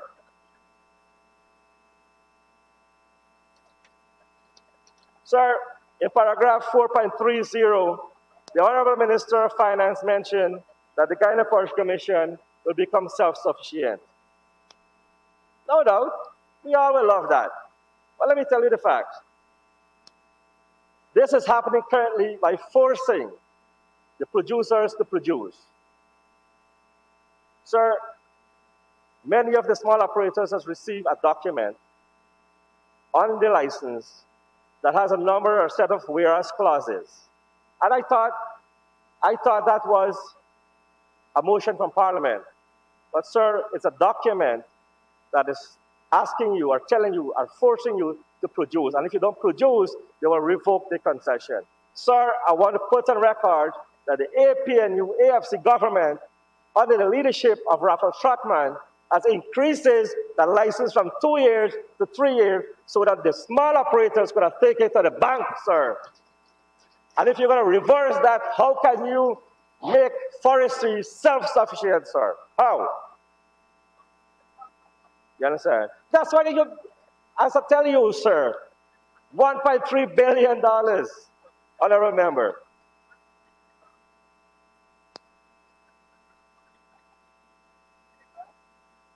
Sir,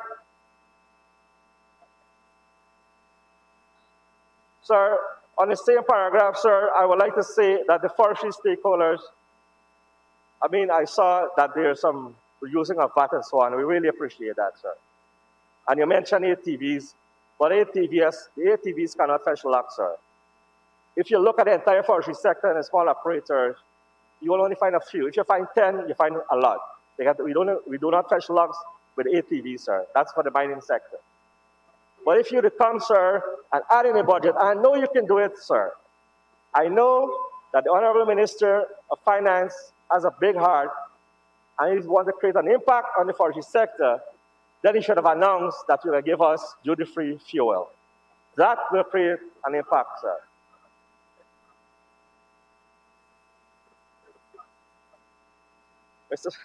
Mr. Speaker, paragraph 4.32, the national forest inventory. When I was looking at this paragraph, sir, I thought I was looking at my 2020 budget speech. And indeed, the last national forest inventory was done 50 years ago. But you forget to mention, sir, that we, the AP and UFC government, under the leadership of Raphael Trotman, again, given $300 million to the national forest inventory. I didn't see you mention it, sir. So you have to give credit where it's due. But I'm happy that you mentioned that you're giving us $250 million. That's excellent. But you have to give credit where it's due.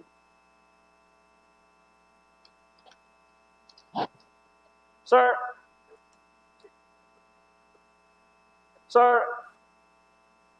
I'm also happy to see that the government is continuing with the EU FLEC program. But I have a serious reservation, sir, with this, Mr. Speaker. Only this morning I received a call from the environmental protection agencies that who says that how many years license do I want? 3 years or 5 years?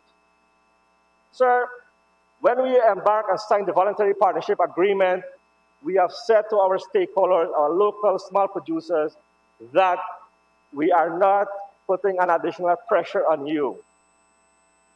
In the history, you got a call from EPA stating that you have to pay $20,000 or $100 a year for a license, either on 3 years or 5 years. Sir, this is an issue that we all have to address, but we have never done that under the APNU AFC government, sir. And that is wrong. Honorable member, we need to seek a license so you can continue for 5 minutes. Thank you, Mr. Speaker. Mr. Speaker, I do move that the honourable member be given 5 minutes to conclude his presentation. Thank you very much, Honorable Member Mr. Jones. Honorable Member, you may continue to conclude. Thank you, Mr. Speaker. Mr. Speaker, why we are putting pressure by these agencies on our local operators, why don't we go after the company like Exxon, the big guns? That is where we got to focus. We keep putting the pressure on the local operators, and we are going to put up additional more pressure on the local forestry sector. Mr. Speaker, sir, as I continue to express my analysis in this budget 2021 and read through the depth of the budget speech, I can guarantee you, Mr. Speaker, I can guarantee you beyond the shadow of doubt that this budget was not prepared by the Honorable Dr. Ashley Singh, sir. This is not his style and quality, sir. As I told him earlier, I've watched him do presentation before. This was prepared by somebody who said, I want some money here, some money there. That is what was in his budget, sir. Mr. Speaker, I am a bit of surprise, and I wanted to commend also the Honorable Member, Suzanne, for her presentation as a young leader that really set out her goals and what she wants to present it. And I'm disappointed with the rest of them because you know why? I thought we were here on a political campaign and not a budget debate. Mr. Speaker, the Honorable Minister of Finance could have asked the pro-WJ, Winston Jordan, for guidance, a man who was with them all the time. He works under both government, sir, and had the experience. And if the Honorable Minister consulted us, then we were not having this kind of debate, sir. But he deliberately left the opposition out, sir, the major opposition, sir. Sir, it was mentioned also that consultation was done. And call it pro-private sector, sir. Consultation, sir, I can tell you, sir, was consultation done to the civil society, like the Policy Forum? Was consultation done to the Forest Products Association? Was consultation done to the number 66 fishery? Was consultation done to the Upper Barbados Forest Producers Association? Sir, you cannot say and do consultation. This is a style of the PPC. They always want to talk about consultation, and have one bigger table with some big shiny plates. So that is not consultation, sir. You have to reach out to the people, sir.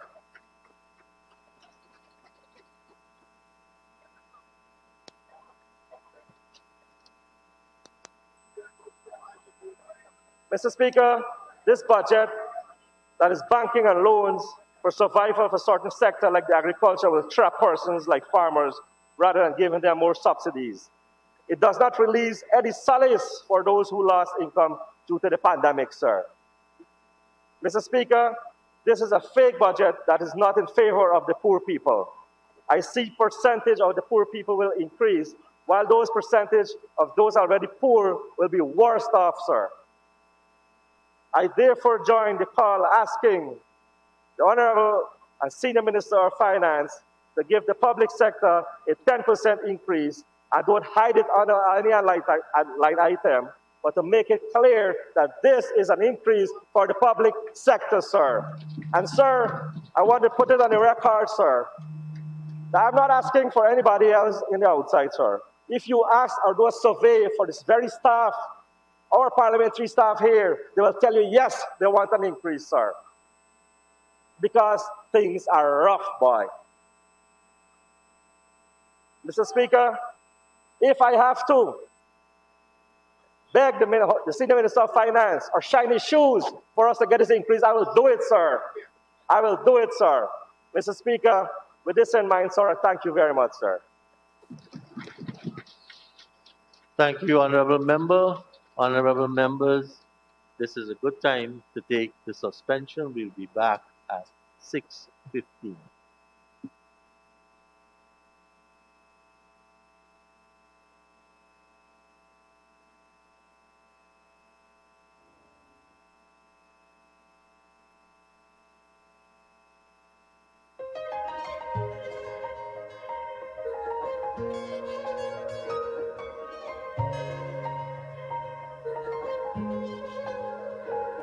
We are a peaceful people, struggle is we struggle, and we don't look for trouble, just ask around. But when outside faces from foreign places talk about taking over, we ain't backing down. We ain't giving up no mountains, we ain't giving up no tree, we ain't giving up no river that belongs to we. Not one blue sake, not one rice grain, not one caress, not a blade of grass. This land is all I know. We gonna make it some